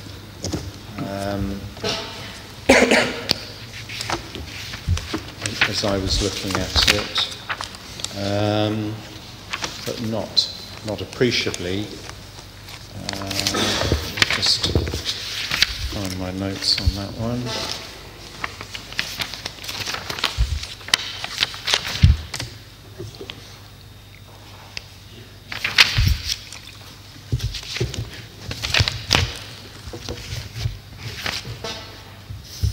Things that I'd like to ask you rather than just have in open discussion. Section 6, promotions and bookings. The church will be responsible for day-to-day. At 6.3, it may refuse certain uses where they're incompatible, and I think that's been explained, and I think I understand that. Moving on to Section 8, there's a two-tier pricing level. Do you want to tell me about that? Yes, this was seen as a potential benefit in that the more formalised structure of the new facility could have a more formalised pricing structure. As I understand it at the moment, rates are given and no doubt adjusted every so often with inflation or whatever, but that there would be both a standard commercial rate for organisations approaching the management board to open a type of class such, but also that there would be a community rate for people identified in section 2 of this report,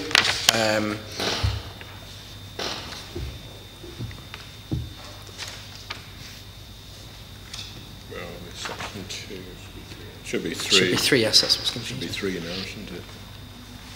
I think. Sorry, Yes, so section 3 of this. Early change to the 106 for tomorrow. That should be section 3. Right. Yeah. And under 3.3, the list I began to read out, A to K, Yeah.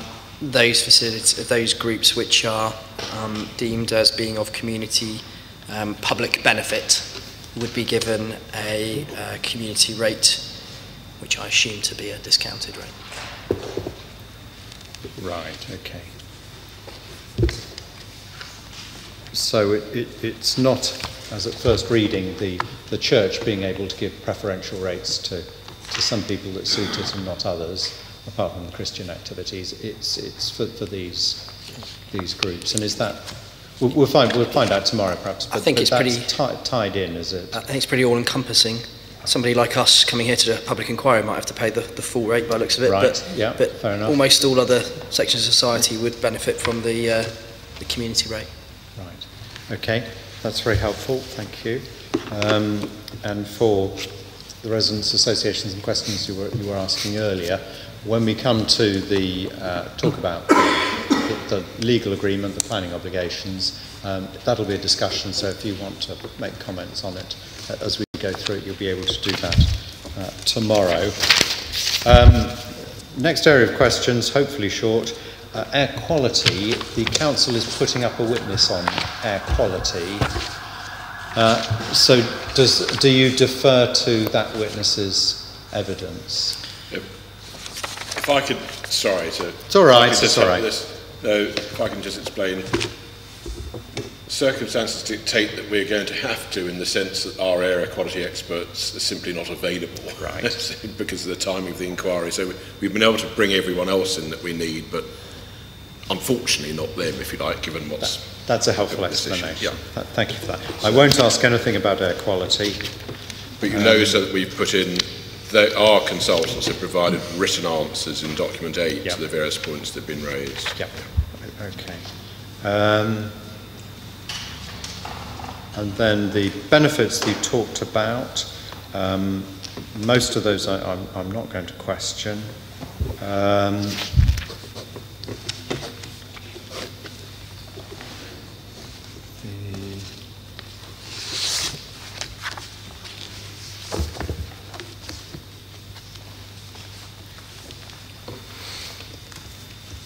In fact, I don't think I'm going to question any of those.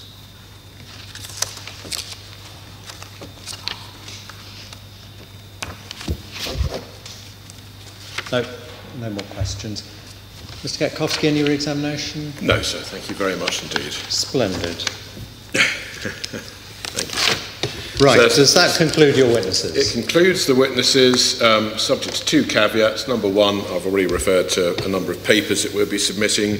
Obviously, if you would like to ask any questions of those papers when we come to them, then I will recall people to do that. Thank you. And secondly, if any new, rather than old, if any new points are raised on Tuesday that we simply haven't covered in our evidence, I might have to ask you to allow me to recall a witness. Understood. We'll play it by ear. Okay. Mr. Morgan. Hello. Long last. Nice to see you. We have an hour left this afternoon. Yes. Have you someone you can usefully call in an hour? Absolutely. So can I just tell you the order we're going to call the witnesses in? Is that Please, right? please do. Our batting order, to use your analogy yesterday. Good start. I steer clear of football. I know you're loathing of it. Mr. Lacavara. Yes. Will be the first witness, dealing with heritage, as you know, and urban design. Secondly, Mr. Burton on transportation. Yes. Then we'll go to air quality with Mr. Simmons, Right. and our sweeper, that is a football analogy, sorry, our sweeper will be Mr. White. Tail end of the sweeper. Thank you. And you know what he covers, the overall planning assessment. He was the case officer. Thank you. And we'll aim to hear from all those 4, well, perhaps 1 this afternoon, 3 tomorrow, and then we'll wrap up the 106 and the conditions, I hope, tomorrow. Thank you. And then move to local residence on Tuesday. Right, please proceed. So I'll call Mr. Lacavara, if I may, please, first. Please do. Swap over with Mr. Pearson. So just while Mr. Lacavara is taking his place, I'll just identify the documents That would help. from him. We'll probably be sticking largely, if not exclusively, to his documents, and that will be his main proof of evidence, Yes. which has, I think, the single appendix, which was the weight given to the merging policies, which you've seen elsewhere. And there's also a summary, sir. Thank you. And if it's acceptable to you, and I'm conscious we've heard a lot of evidence, so what we would intend to do, after I've introduced Mr. Lacavara in the usual way, we're going to use his section 7 of his proof of evidence, that's his main proof, sir, rather than his summary, Yes. which sets out his assessment, and I'm going to ask him to read within that a short, it's only about 2 pages, section which is effectively his summary, his overall assessment, and then I'm going to ask him a few questions arising out of that. So you can pull together the threads, because he sets out his full analysis in section 7, so for the benefit of everyone, he will pull the threads together and just expand on 1 or 2 matters. Splendid. If that's acceptable. So Mr. Lacavara, if you're ready, please. Yes, I am. Thank you. Thank you. If we can go to your main proof, as I indicated, page 2 of that, where happily it's your introduction. Yes. If I ask you please to go to paragraph 1.3, and you give your name as Vincent Lacavara. You hold an undergraduate Master in Arts in Architecture from the University of Cambridge. You satisfied Part 1 of the REBA qualifications. Postgraduate MA in Architecture and Interiors from the Royal College of Art, satisfying Part 2 of the REBA qualifications, and a postgraduate professional qualification in architecture from London Metropolitan University, satisfying Part 3 of the REBA qualifications, and you tell us you are an ARB, a registered architect. Is that all correct? That's correct. Thank you. Then you set out your experience in the public sector in paragraph 1.4, which I hope we can take as read. Yep. And in 1.5 you tell us you've also had private sector experience and set that out. Yes. And then in terms of your current position, in 1.6 you tell us you're one of the Mayor of London's 50 appointed design advocates, and you sit on the Harrow Design Review Panel, Design South East Design Review Panel, the Brighton Place Review Panel, and the member of the Board for Public Practice, which is a social enterprise aiming to increase the skills and resourcing capacity of local planning authorities. That's all correct. Thank you. And you tell us you've previously been a member of the Southwark Design Review Panel, the Building Futures Advisory Board, and you were a REBA, London Policy Advisor. Yes. You go on to tell us you're a winner of the 2017 Alan Cherry Placemaking Award, and that's awarded to public sector planning and placemaking practitioners who have demonstrated an outstanding contribution to the place in which they work. Yes, that's correct. Thank you. You set out your teaching experience in 1.7. And then moving close to home, you set out in 1.8 what you've been involved in in terms of Croydon and your experience here. And that's been involved in the local plan, the infrastructure delivery plan, conservation area appraisals and management plans, Croydon's local list, the 5 Metropolitan Centre master plans, and design services on public realm schemes. Yes. And then you set out what you've been involved in over the last 14 years and provided design and heritage advice and worked closely with the colleagues in development management on dealing with hundreds of schemes, as you put it. And you set out there how you've been involved in that. That's correct. Thank you. Then you refer in 1.9 to the Council's place-making team and the fact that the team has been shortlisted and won awards, and you set those out there. 119. Yes. And finally, in terms of your involvement on this site and this scheme, could you just explain that to us? You refer to that, I think, in 110, in terms of the overall advice you've been giving since how long is this? So, coming in and out of the process, I've been involved one way or another in proposals for this site going back to the 2006 original planning application. From 2010 onwards, when I became placemaking team leader, so leading effectively what used to be called the urban design team, I've managed other people within my team who have provided the advice on this, on the pre-application in this scheme in particular, but obviously overseen by me. Thank you very much. I think that deals with all we need to set out or highlight from your introduction, because then, as I indicated, could we please turn to your section 7, that's your assessment. Yes. It starts on page 19. Yes, I've got on that. Page 19 and over the page, that's where you tell us what you cover, and that's all set out in the remaining parts of the section. What I'd like you to do, please, is turn to page 21, where you set out your overall assessment. Yes. If you're with me. And can I ask you to read 711? I'm going to ask you, as I indicated to the inspector, to read through from 711 to 717 and then come back and ask you a few questions and just clarify the position. That's fine, I'll do that. Thank you. Can everyone hear me? Yeah, good. I'll stay close to the microphone. Thank you. So from 711 onwards, I addressed the particular aspects of my summary below, so I'll do that now. To put my evidence in context, I'll summarise my overall assessment of the design, townscape and heritage aspects of the scheme proposals. The proposed development optimises use of a prominent, highly accessible, in brackets, PTAL 5, close brackets, and sustainable location, site 1 of which is within a key district centre, and site 2 of which is immediately adjacent to the district centre. The design of the scheme has, in my view, been carefully and cleverly crafted to accommodate a mix of uses across 2 constrained sites in a way that creates a distinctive set of designs that will contribute positively to local identity, sense of place, and will act as a catalyst for wider regeneration.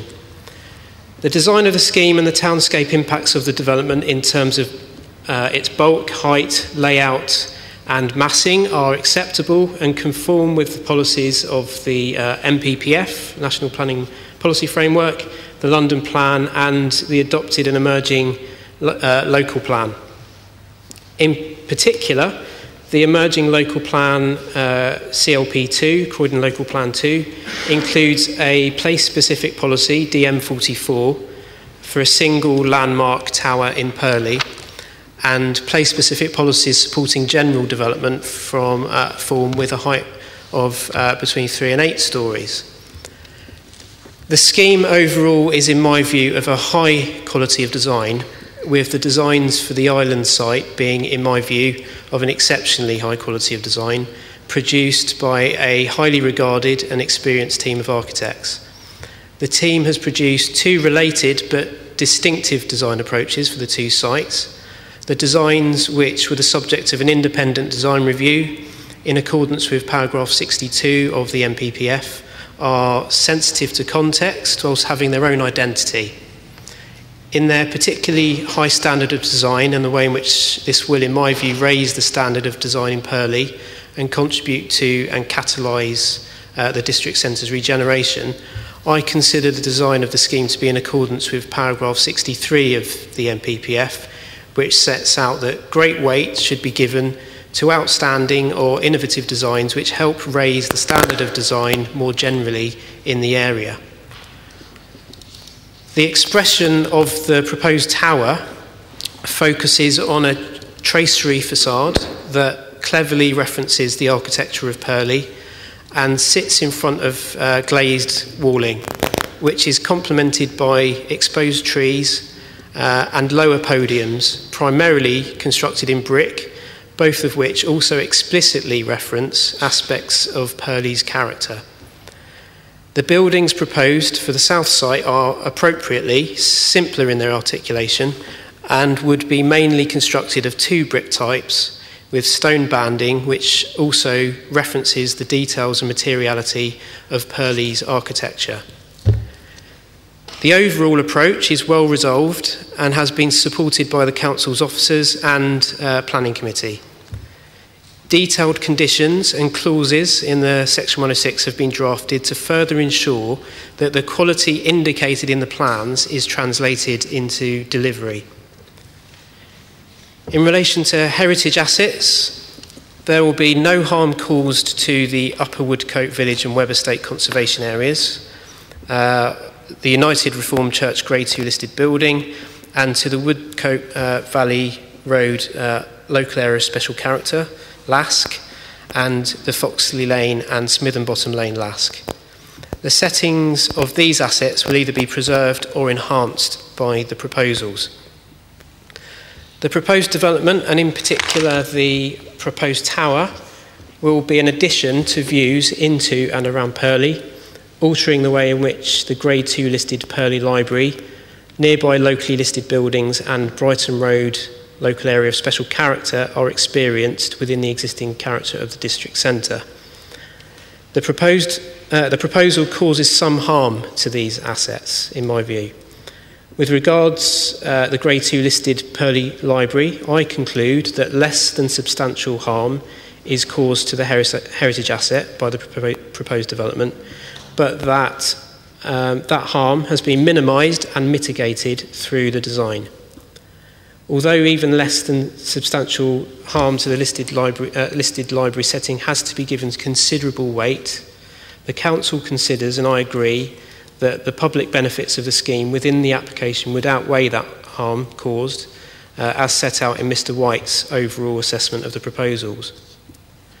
With regards to the locally listed building, just to add here to what's written, that being clear, it's 960 Brighton Road, so that's the corner building, and Brighton Road, Lask. I identify a modest level of harm. This is further reduced through the high quality design of the proposal and the enhancement of the tower that the tower otherwise makes to the legibility and quality of Purley District Centre. In having a balanced judgment towards non-designated heritage assets, I conclude that the benefits of the proposal outweigh the harm caused. If you go back, yep. Go back, as I said, page 21, paragraph 712. We can just start there. Mm-hmm. And here you're referring to the proposed development, optimising use of a prominent, highly accessible site, and you refer to the PTAL. Just before we get to that, and I ask you to explain a little bit more about the context, I wonder whether you would like to comment on the background and how the design evolved. You've heard much evidence at the inquiry from Mr. Matthews, Mr. Cunningham, and to some degree from Mr. Pearson. Yes. Just wondered if you, from the Council's perspective, would like to say a little about how we got to this stage with regarding to the evolution of design approaches. Yeah, happy to do so.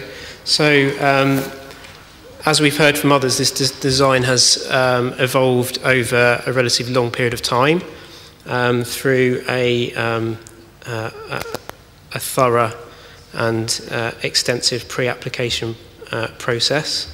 There was a previous consent for the site, and obviously there were discussions that had taken place that informed that previous consent. That was some years ago. But the more recent history around the development of this particular proposal follows the development of the local plan policies more recently as well. So firstly, there's the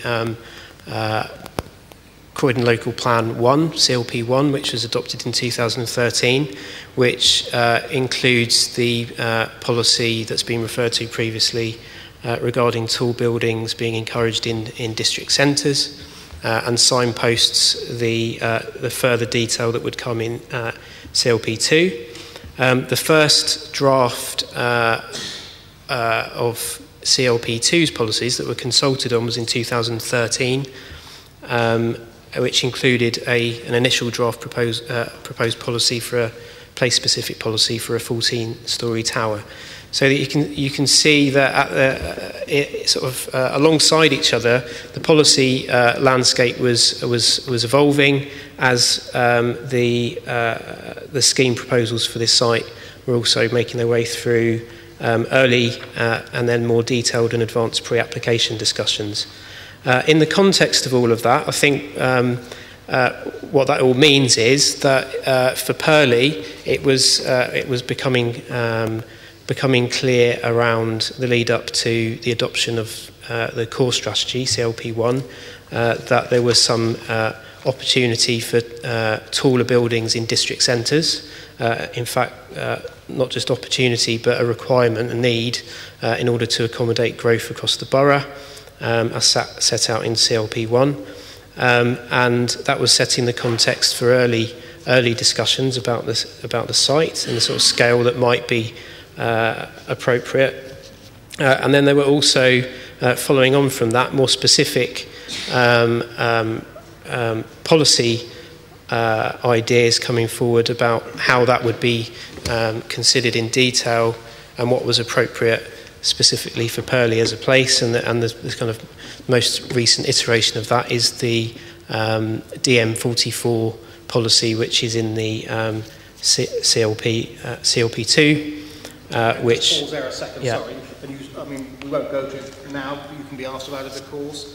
But you set out in your proof later on how that's evolved. That's right. That's the rationale of that. Yeah, that's correct. Sorry, please carry on.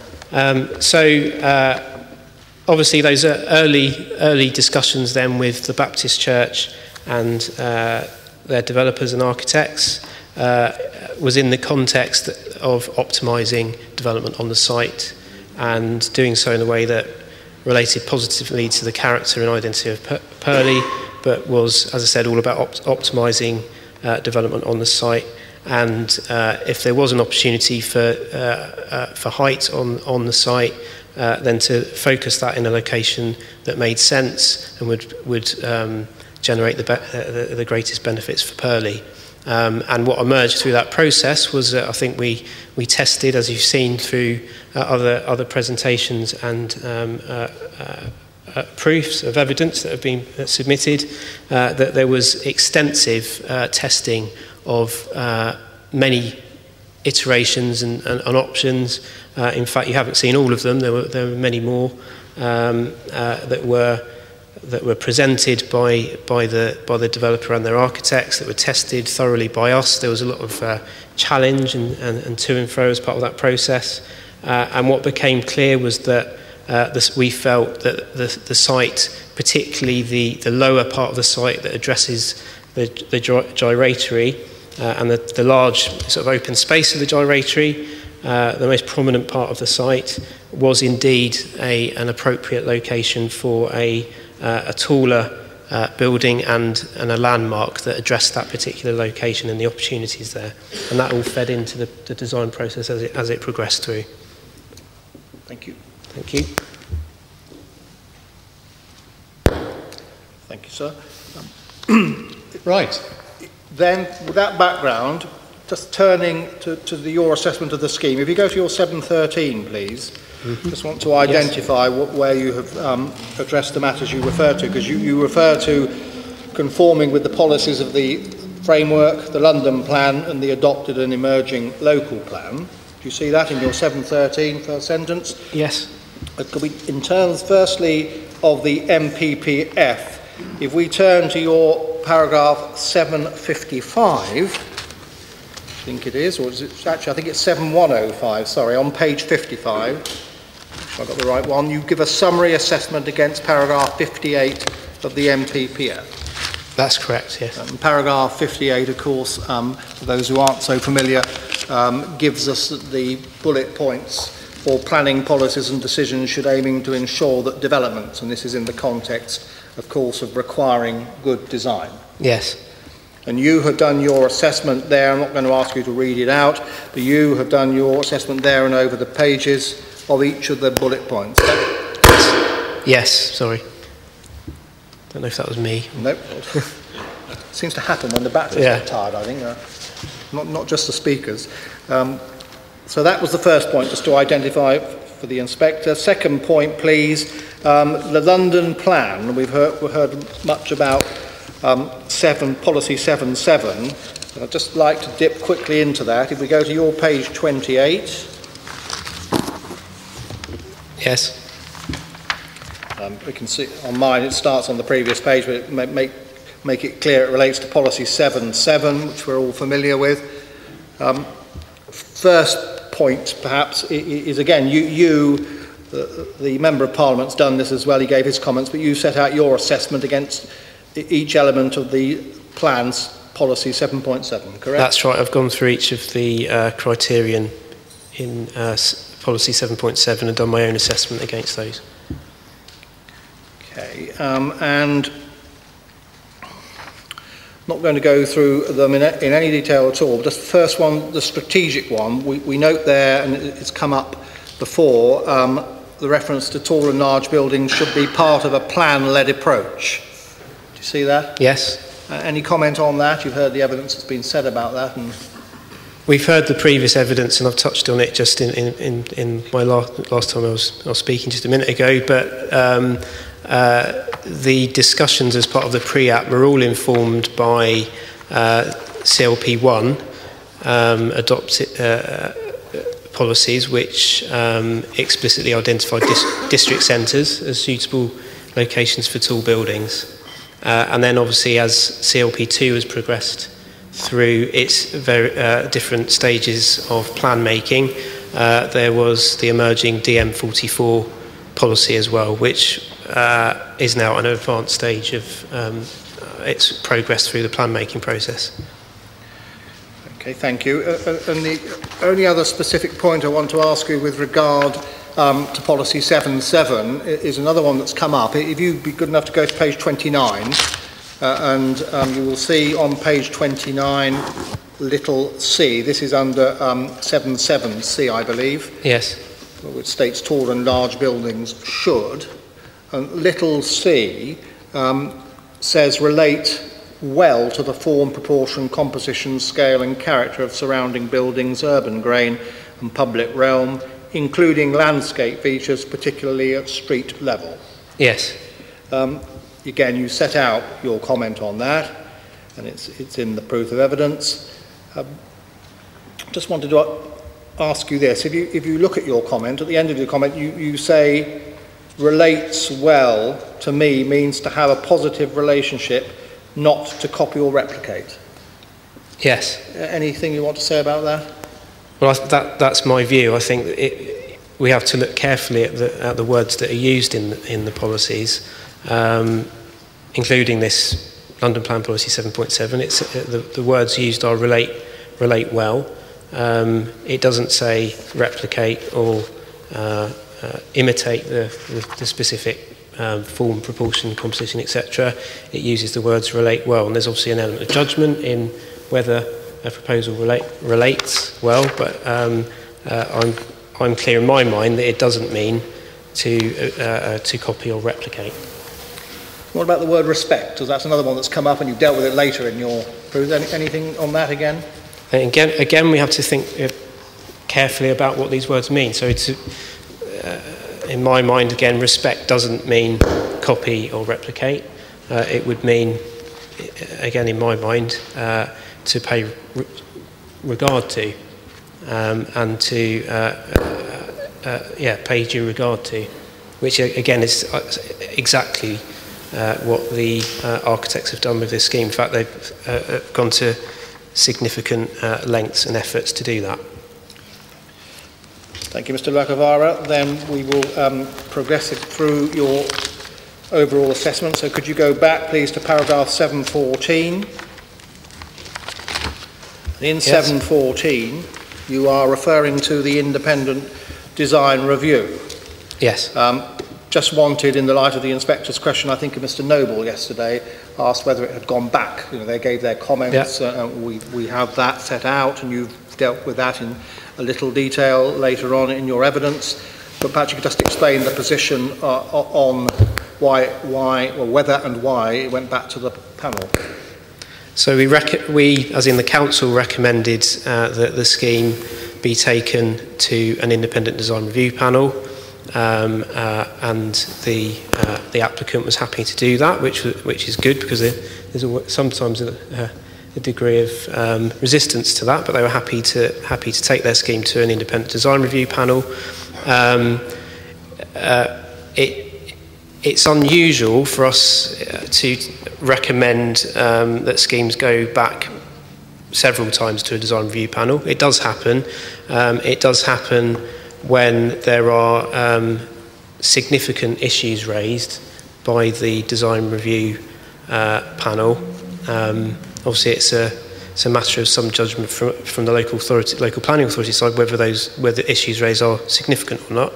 But it does occur that we recommend that schemes go back for a second design review panel review. We didn't in this instance. The scheme was taken to the Design South East review panel. They provided some very useful feedback on the scheme for the applicant, and we were satisfied as we took the scheme back in through the pre-app process that working between us as officers, design, heritage and planning officers, and the applicant team, that we could interpret and work through the recommendations that were made by the panel. We then took the scheme back to our strategic planning committee. I think it was a third time, so it had already been to committee for a pre-app presentation to committee. So following the design review, we also took it back to our strategic planning committee with the changes that had been made in response to design review, also in response to further officer comments, but obviously also in response to the comments that the strategic planning committee had made on the second occasion. So there were all of those elements that were fed back into the system, and we were content that was sufficient. It's sometimes the case that a design review panel in their report will explicitly state that they would like to see a scheme on another occasion, and that isn't the case with this one as well. Thank you very much for clarifying that.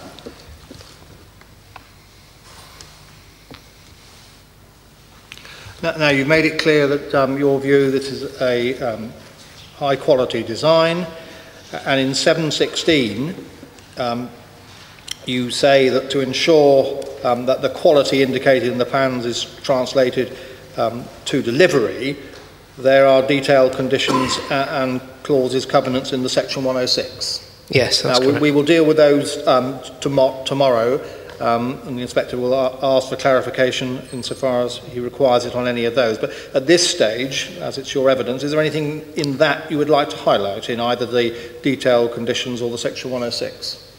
I think I'd like to make the point that they're important, particularly for schemes of this scale and prominence, and particularly when it involves a tall building, where there is so much of a reliance on the quality of the architecture and the design. That needs to be, it's absolutely fundamental that that's translated into what actually gets built. And the way to control that is through carefully crafted conditions, which we have drafted, covering details and materials, and they are relatively detailed conditions that we've written there, and we think that's appropriate, that we will then obviously seek to review and discharge further down the line. But also within the section 106 there's scheme architect retention clause, which again we've used on many other schemes in Croydon, particularly those that are complex, high-profile schemes, to ensure that the design ambition that's set out in the planning drawings is followed through all the way through the remaining REBA stages to completion. Thank you. Can we then move from that for the moment to specifically to heritage assets? Yes. And you summarise the position in 717 on pages 22, 23, and again, just to identify where you've dealt with that below, without any detail, I think your heritage assessment, if you have a section within your proof of evidence, think it starts, is it page 48? 770? Yes. And you deal there with the position on the library. Just for the note, set out your assessment on that. Yeah. In terms of less than significant harm and your reasons for that view. Yeah, that's right. And also your overall view on that in terms, for example, in 778 on page 50, where you refer to the design minimising the harm and the mitigation. That's right, yes. Thank you.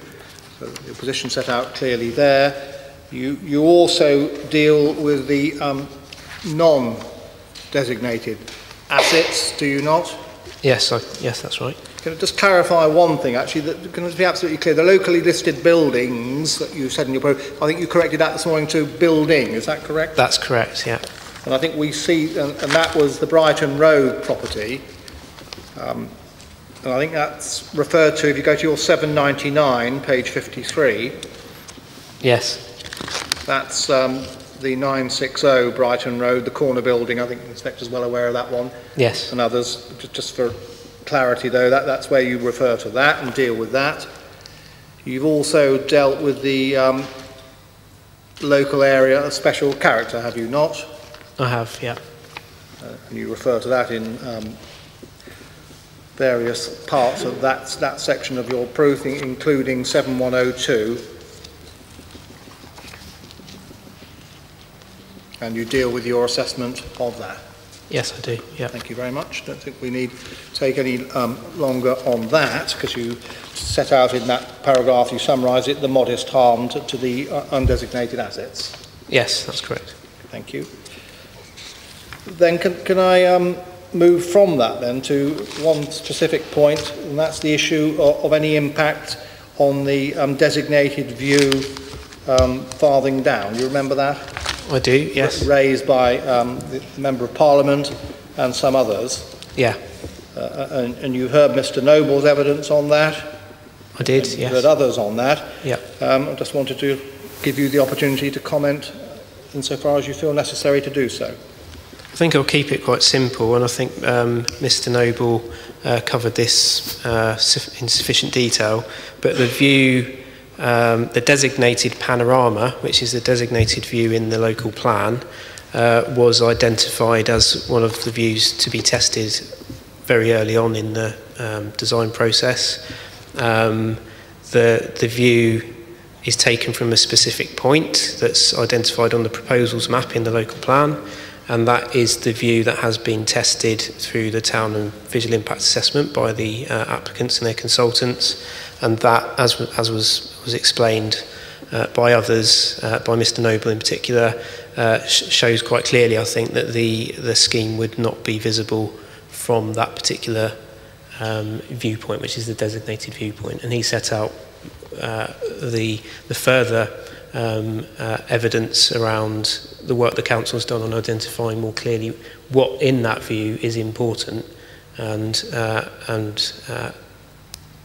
the scheme isn't visible anyway, but if it were visible, it was made clear that it's the view of the landmark NLA Tower, or number 1 Croydon in central Croydon, that is the important aspect of that view from the panorama, and that the proposal doesn't interfere with that at all.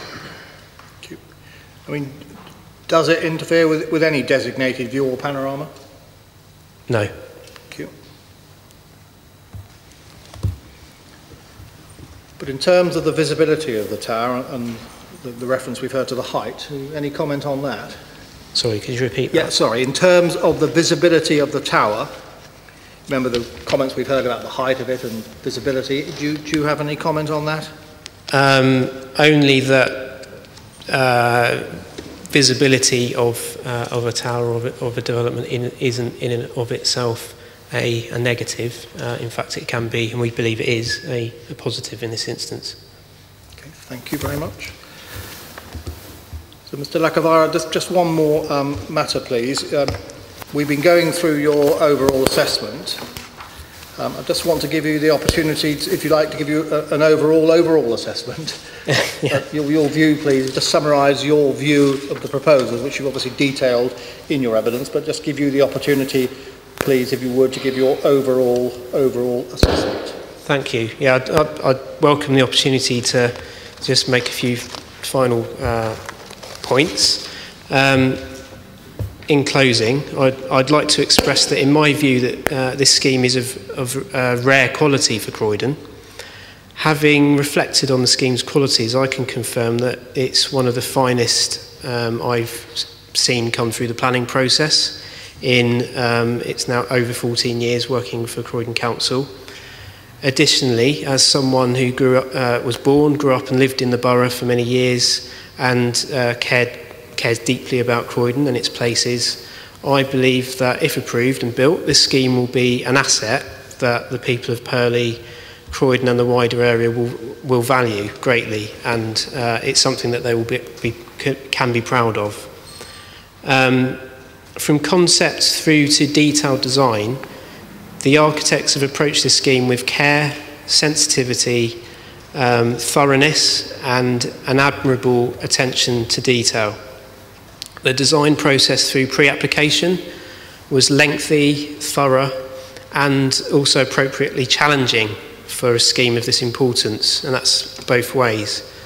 The developers and architects challenging us as officers and vice versa, with numerous presentations to planning committee at the pre-application stage, many meetings and workshops with officers, public consultation that's been described earlier, and an independent design review. The scheme, in my view, exemplifies exactly the kind of sensitive, sustainable and future-looking development that is required to help address the pressing need for homes, civic and community uses in London, and the need to revitalise and sustain our town centres. This is especially the case for outer London town centres such as Purley that have faced decline and continue to be challenged by the impacts of previous generations' highways infrastructure and changes that continue in retail.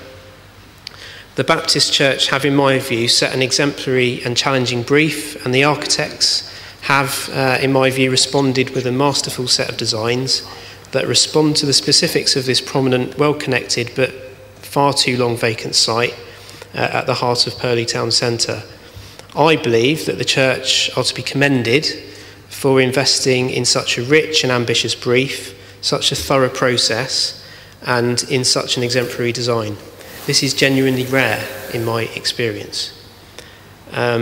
The scheme conforms with planning policy and should, in my view, be approved without any further delay. Thank you. Mr. Lacavara, thank you for that. Is there anything else you want to say at this stage, or we covered everything you wanted to? That's everything, I think. Thank you very much. Just wait there, please. Thank you. Mr. King, do you have any questions? Or Mr. Cooper? Good afternoon. I have 3 questions which are based on your statements today. Unfortunately, I don't have your document in front of me, so as I said, it's just based on your statements today. Did you say that you're actually part of Design Southeast? Sorry? Are you employed by Design Southeast? I am on the Design Southeast panel. Okay. But I wasn't on the panel that reviewed this scheme. Obviously, that wouldn't have been appropriate. Okay. That was my question. Do you consider it to be a conflict of interest? But if you're saying that you're not part of Design Southeast for this project? I'll explain a little bit. It's a fair question. Okay. The Design Southeast panel draws on, I can't remember exactly how many it is, but it's 20, 30 built environment professionals to review schemes across the wider Southeast region. For particular schemes that it reviews, it will draw 3 or 4 panel members to review a particular scheme. Okay. And I couldn't have been and wasn't, because it would have been a conflict of interest, called upon to be part of the independent review of this scheme. So if I had been, I would have... You maintain that your report is independent of the council? The Design Southeast report is independent of the council. Okay, thank you. Concerning the heritage, do you consider that a 17-storey development in the centre of Purley is appropriate for the local heritage of Brighton Road? I've set out in my evidence, and you've said that you haven't got it there, No, so that's a shame. But I've done a detailed assessment of the impacts that I see on heritage assets, designated and non-designated heritage assets in Purley. I've concluded, as I've stated in my evidence in chief just then, that I do conclude that there is some harm caused to the listed Purley Library, and I've detailed that in my proof of evidence. However, and you'll forgive me, it's sort of planning jargon, but the level, we have to determine what the level of harm is. Okay. And in fact, the applicants have come to a different conclusion. So in this instance, the council have concluded something slightly differently to the developers on this. So my view and the council's view is that less than substantial harm, so it's a degree of harm that we phrase as less than substantial harm, has been would be caused to the listed library building, and in particular it's to the setting of the library and the fact that the tower in some views would break the roof line of the library when viewed from further to the north. And in terms of the legislation and planning policy, what then needs to happen is that forms part of a balancing of harm versus benefits, basically, which is something that Mr. White will cover in his proof of evidence. I've also concluded that there is a level of harm caused to non-designated heritage assets. So, to put it another way, these are not listed buildings or conservation areas, they're locally designated heritage assets. So in Croydon we've got something called the local list, so they're buildings that are important at a local level, on Croydon's local list, and we've got something called local areas of special character, which in the emerging local plan will be removed and replaced with something called local heritage areas, which is a local designation which isn't quite as, basically indicates that there's a local level of interest, but they're not up to the standard that you'd expect for, say, a conservation area. Okay. And my conclusion is that there's a degree of, I've concluded, modest harm caused to the Brighton Road local area special character, so that's the parade of shops, basically, the Hot Tudor parade of shops, and to 960 Brighton Road, which is a corner building, the Pizza Express. So for those two, I have concluded there's, I feel, a degree of harm caused, but that is outweighed by the many benefits of the scheme. Okay, thank you. And you've also mentioned that you consider this to be one of the finest developments that you've worked on for a heritage point of view? I consider it, one of the finest schemes that I've seen going through the planning process. Are you able to give other examples of 17-storey buildings that are surrounded by 4-storey ones?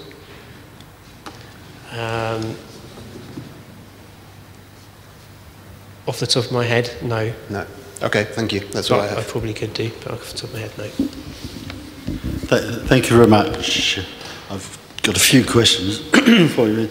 First one, it's been raised several times before, but just to clarify that for Purley Town Centre, DM44 is yet to be approved. But while you were working on the plan, did you consider that DM44 should get?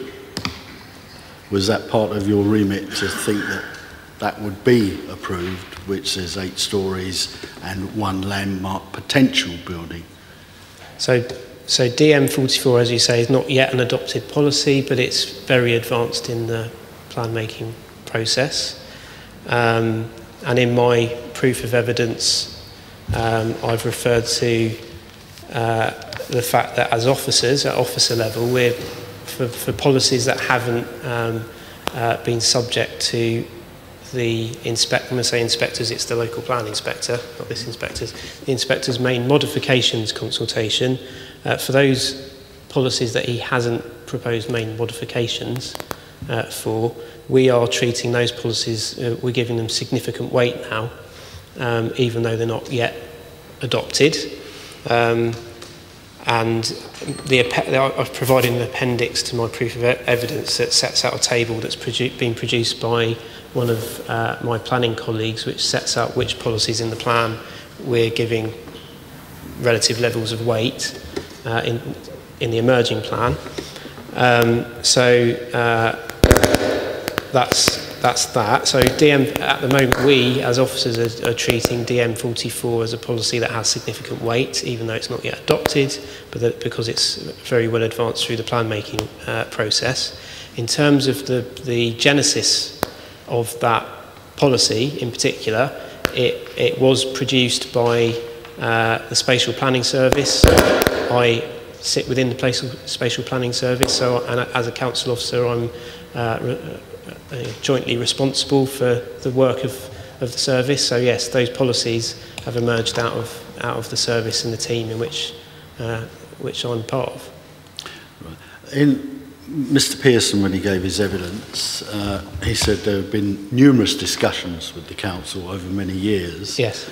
But I wasn't quite clear whether the move from, if you like, 11 stories to 16 to 17 was a kind of joint process, or was it the applicants approaching you, or did you have some input to it? I think on every scheme that goes through pre-app, and especially the ones that are the most positive processes, there's lots of to and fro, and challenge on both sides and ideas on both sides as the thing progresses through the pre-app. That's certainly the case on this one, as it is with many schemes that go through a pre-application. In terms of the tool building in particular, from the early days of this particular scheme, there's a significant shift from the previous consent in that this one includes more housing, and that was something that was already more of a priority in the local plan as it was at the early stages of this pre-app, and that meant that the scale of the scheme was bigger, so from early on the discussions were all about how do you accommodate development on a site in the optimal way, and what role could a tool building have within that, and that's been set out in the previous presentations in the different iterations and the design went through. Thank you. Earlier in the process, Mr. Krzyzkowski advised us that he felt that in the London plan it says this should be part of a planning process, and he believes that it has complied with that. So do you take the same view? Absolutely, yeah. So the London plan, policy 7.7 is clear about a plan-led approach. The local plan, the adopted local plan, CLP1, is clear that district centres are an appropriate location for tall buildings. I think I haven't got it here, but it talks about encouraging. And it's CLP2 that's more specific in terms of detailed guidance on tall buildings for not only Purley, but other places across Croydon. And the last bit on that before I talk about some other bits of the London plan, in DM44 it still talks about the word potential. Yeah. So that doesn't mean it has to be actual, does it? This was rehearsed, I think, a few yes, days ago. It's been rehearsed. Yes, it says potential. It says potential up to 16 stories. Yeah. Obviously means it still has to be designed, and it has to be it has to work as a design and work in all other regards. Yeah. Without boring everybody, because they've all been read out before, but in the London plan there are other bits in 7A, 77C and 727, 725 about the need to take into consideration the existing character, any harm that might result and effects that might have on the local character and heritage of the area. Mm-hmm. What weight did you put to all those compared with the 7.1 where it's a planned approach? So which policies in particular, the London plan? after the planned approach, it does go on to say an area identified appropriate, sensitive or inappropriate locations. Tall and large buildings should not be unacceptably harmful and impact on their surroundings. 77C, only be considered in areas where character would not be affected adversely by the scale or mass bulk of the tall or large building. Yeah. And there's some similar paragraphs that continue that way. Yeah, thank you. Thanks. Yeah, I've under paragraph 730 of my proof of evidence, I've provided a detailed assessment against each of those criterion and set out how I think it does do the things that the policy requires it to do. And I just want to clarify two things. We've heard some people have said there are two listed buildings in Croydon, in Purley, one being the library and the other one being 960 Brighton Road. Somebody else said the library's listed but not 960, and somebody said it the other way round. Could you just clarify for me what the two buildings are? Clarify. Yeah, so Purley Library is Grade 2 listed, so it's a statutory listed building. Thank you. And the United Reformed Church is Grade 2 listed. 960 Brighton Road is locally listed. It's not a statutory listed building, it's a locally, which means it's a non-designated heritage asset. Yeah, no, I understand the difference, but the word listed is correct for both. It's just the grade. Whether it's locally listed or statutory listed, I think the biggest issue that the residents' associations have is the streetscape of Purley, the gyratory, and the two, I think, areas that we are concerned most with is the sudden view that you would get coming down the A22 Godstone Road as you come under the bridge. It would dominate the structure and perhaps detract from a quite nice building, which was the old Royal Bank of Scotland building with the tower and the clock. And the other one, which I think we're very concerned about, is the view from the north end, Brighton Road, where you're standing perhaps by the bus shelter or Andrew's estate agent, or on the other side of the road, the Nat West, where you suddenly see this big tower, and it was even described by Mr. Noble as a dramatic change in landscape. And I think that's one of the biggest concerns we have, that sort of dominates your view and takes your eye away from other things, and particularly 960 Brighton Road, which we think is a nice building, along with some others in Russell Hill Road. Yeah, so in townscape terms, my assessment and conclusion, it's what the council has concluded overall, is that it makes a positive contribution, that the fact that you can see it in those views isn't in and of itself a bad thing, and the fact that it's to use Mr. Noble's words, a dramatic change doesn't necessarily mean it's bad. So my conclusion and the council's conclusion on that is the contribution it makes to those views is positive. Within that, there's a separate, it is related, but it's a separate assessment that I've made on the specific impacts on heritage assets and their significance, and I have concluded, as I've already covered, that there's a degree of harm caused to 960 on the corner, and in particular in my evidence I have referred to what it is about that building on the corner that contributes to its heritage significance. That's the important point, and that why that is harmed to a modest degree. And likewise with the local area of special character, I've concluded that there's a modest degree of harm. But in townscape terms, I'm supportive of the scheme. Could I just ask, could you have achieved those similar landmark and changes with a smaller building? I think it's not as straightforward as that, I have to say, because there's so many different ingredients that have to be considered as part of a scheme design, and coming together in the design process. The opportunity is clearly here for, I think the council thinks, and it's set out in our policies, for a tall building, and that's fed into the process.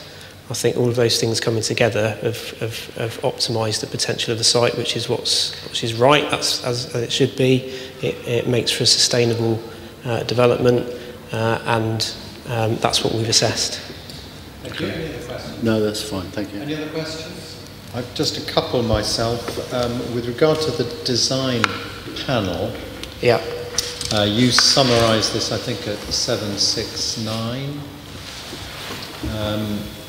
In their summary, they went into more detail, but they were looking for a narrower tower and removal of the campanile. Yes. Is that a fair summary? Yeah. And you put, second bullet on the next page, you say in response the campanile was reduced and the design revised. Was it made more slender? The tower was made more slender by removing the top of the campanile. So the top part of the tower,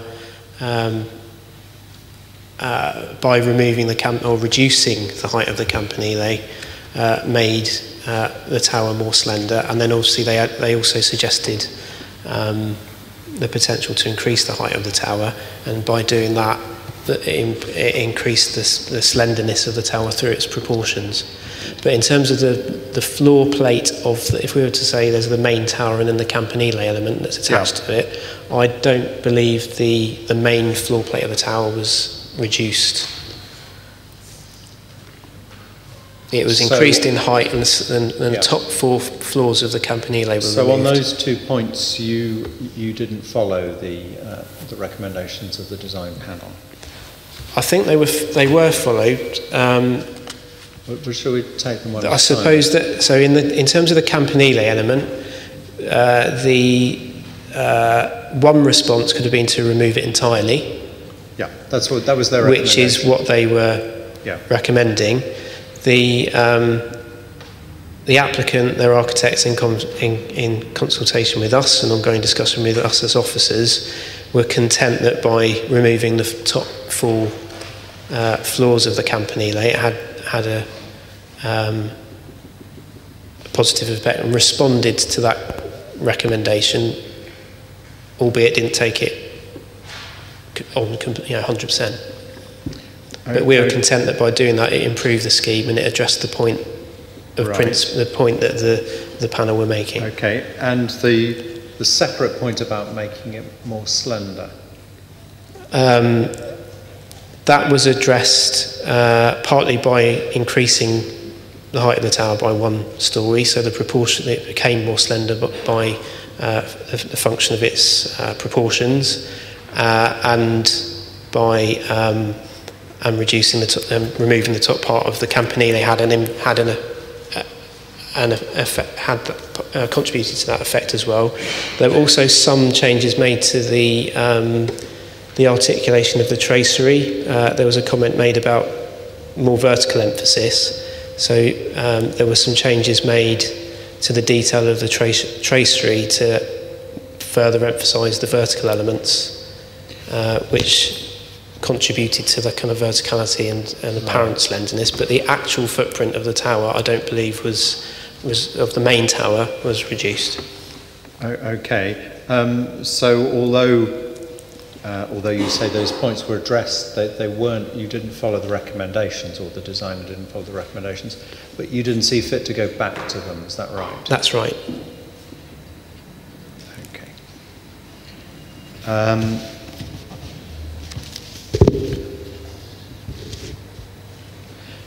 To what extent do you consider the acceptabilities dependent on the high-level forest? And that's from the officer's report. I don't think it hinges on the high-level forest, and I tend to find it difficult to pick elements out of a scheme in that way. I think one of one of the aspects of this scheme that is something that I commend about it is the way it's an integrated design that works as a whole, and that's taken lots of time and effort on the part of the architects and a thorough process. So it would be difficult to remove or add particular elements to the scheme in that way. But I think it is very. I think it's very. It's a very important and innovative aspect to the scheme, which will contribute greatly to its distinctive character. It is indeed, which is why I asked the question, because whilst you might not be able to pick that element out, in the event that the trees didn't flourish, they would pick themselves out, if you like. Yes. But you think that is an important and innovative part of it's an important and innovative part of the scheme, and something that we've supported. I don't think the whole scheme hinges on them. The point about the survival of the trees is obviously something that was very important to us as this progressed through design. As you know, whenever any relatively unusual and innovative design proposal is put to us through the planning process, we test it. Right. And this was raised through the process. We were supportive of the concept, and we found it very interesting, and thought that it would be something that was worth pursuing. But there's obviously something that we challenged, and there's I think it was discussed yesterday, the level of detail that the landscape architects had provided as part of the process. It was also something that the planning committee questioned. I think it was at the pre-application stage, and further detail was provided by the applicant in response to that. And there's obviously conditions as well. Thank you very much. I think we've done quite a fair bit of challenging ourselves. All you could. Okay, Mr. Gatkowski, anything arising? Beg your pardon. Familiarity and contempt, all that. Mr. Morgan, anything arising? I knew I shouldn't be here, sir. No re-examination, thank you. Everything's clear. Thank you very much. Okay, thank you very much. And then until 10 o'clock tomorrow morning, the inquiry is adjourned.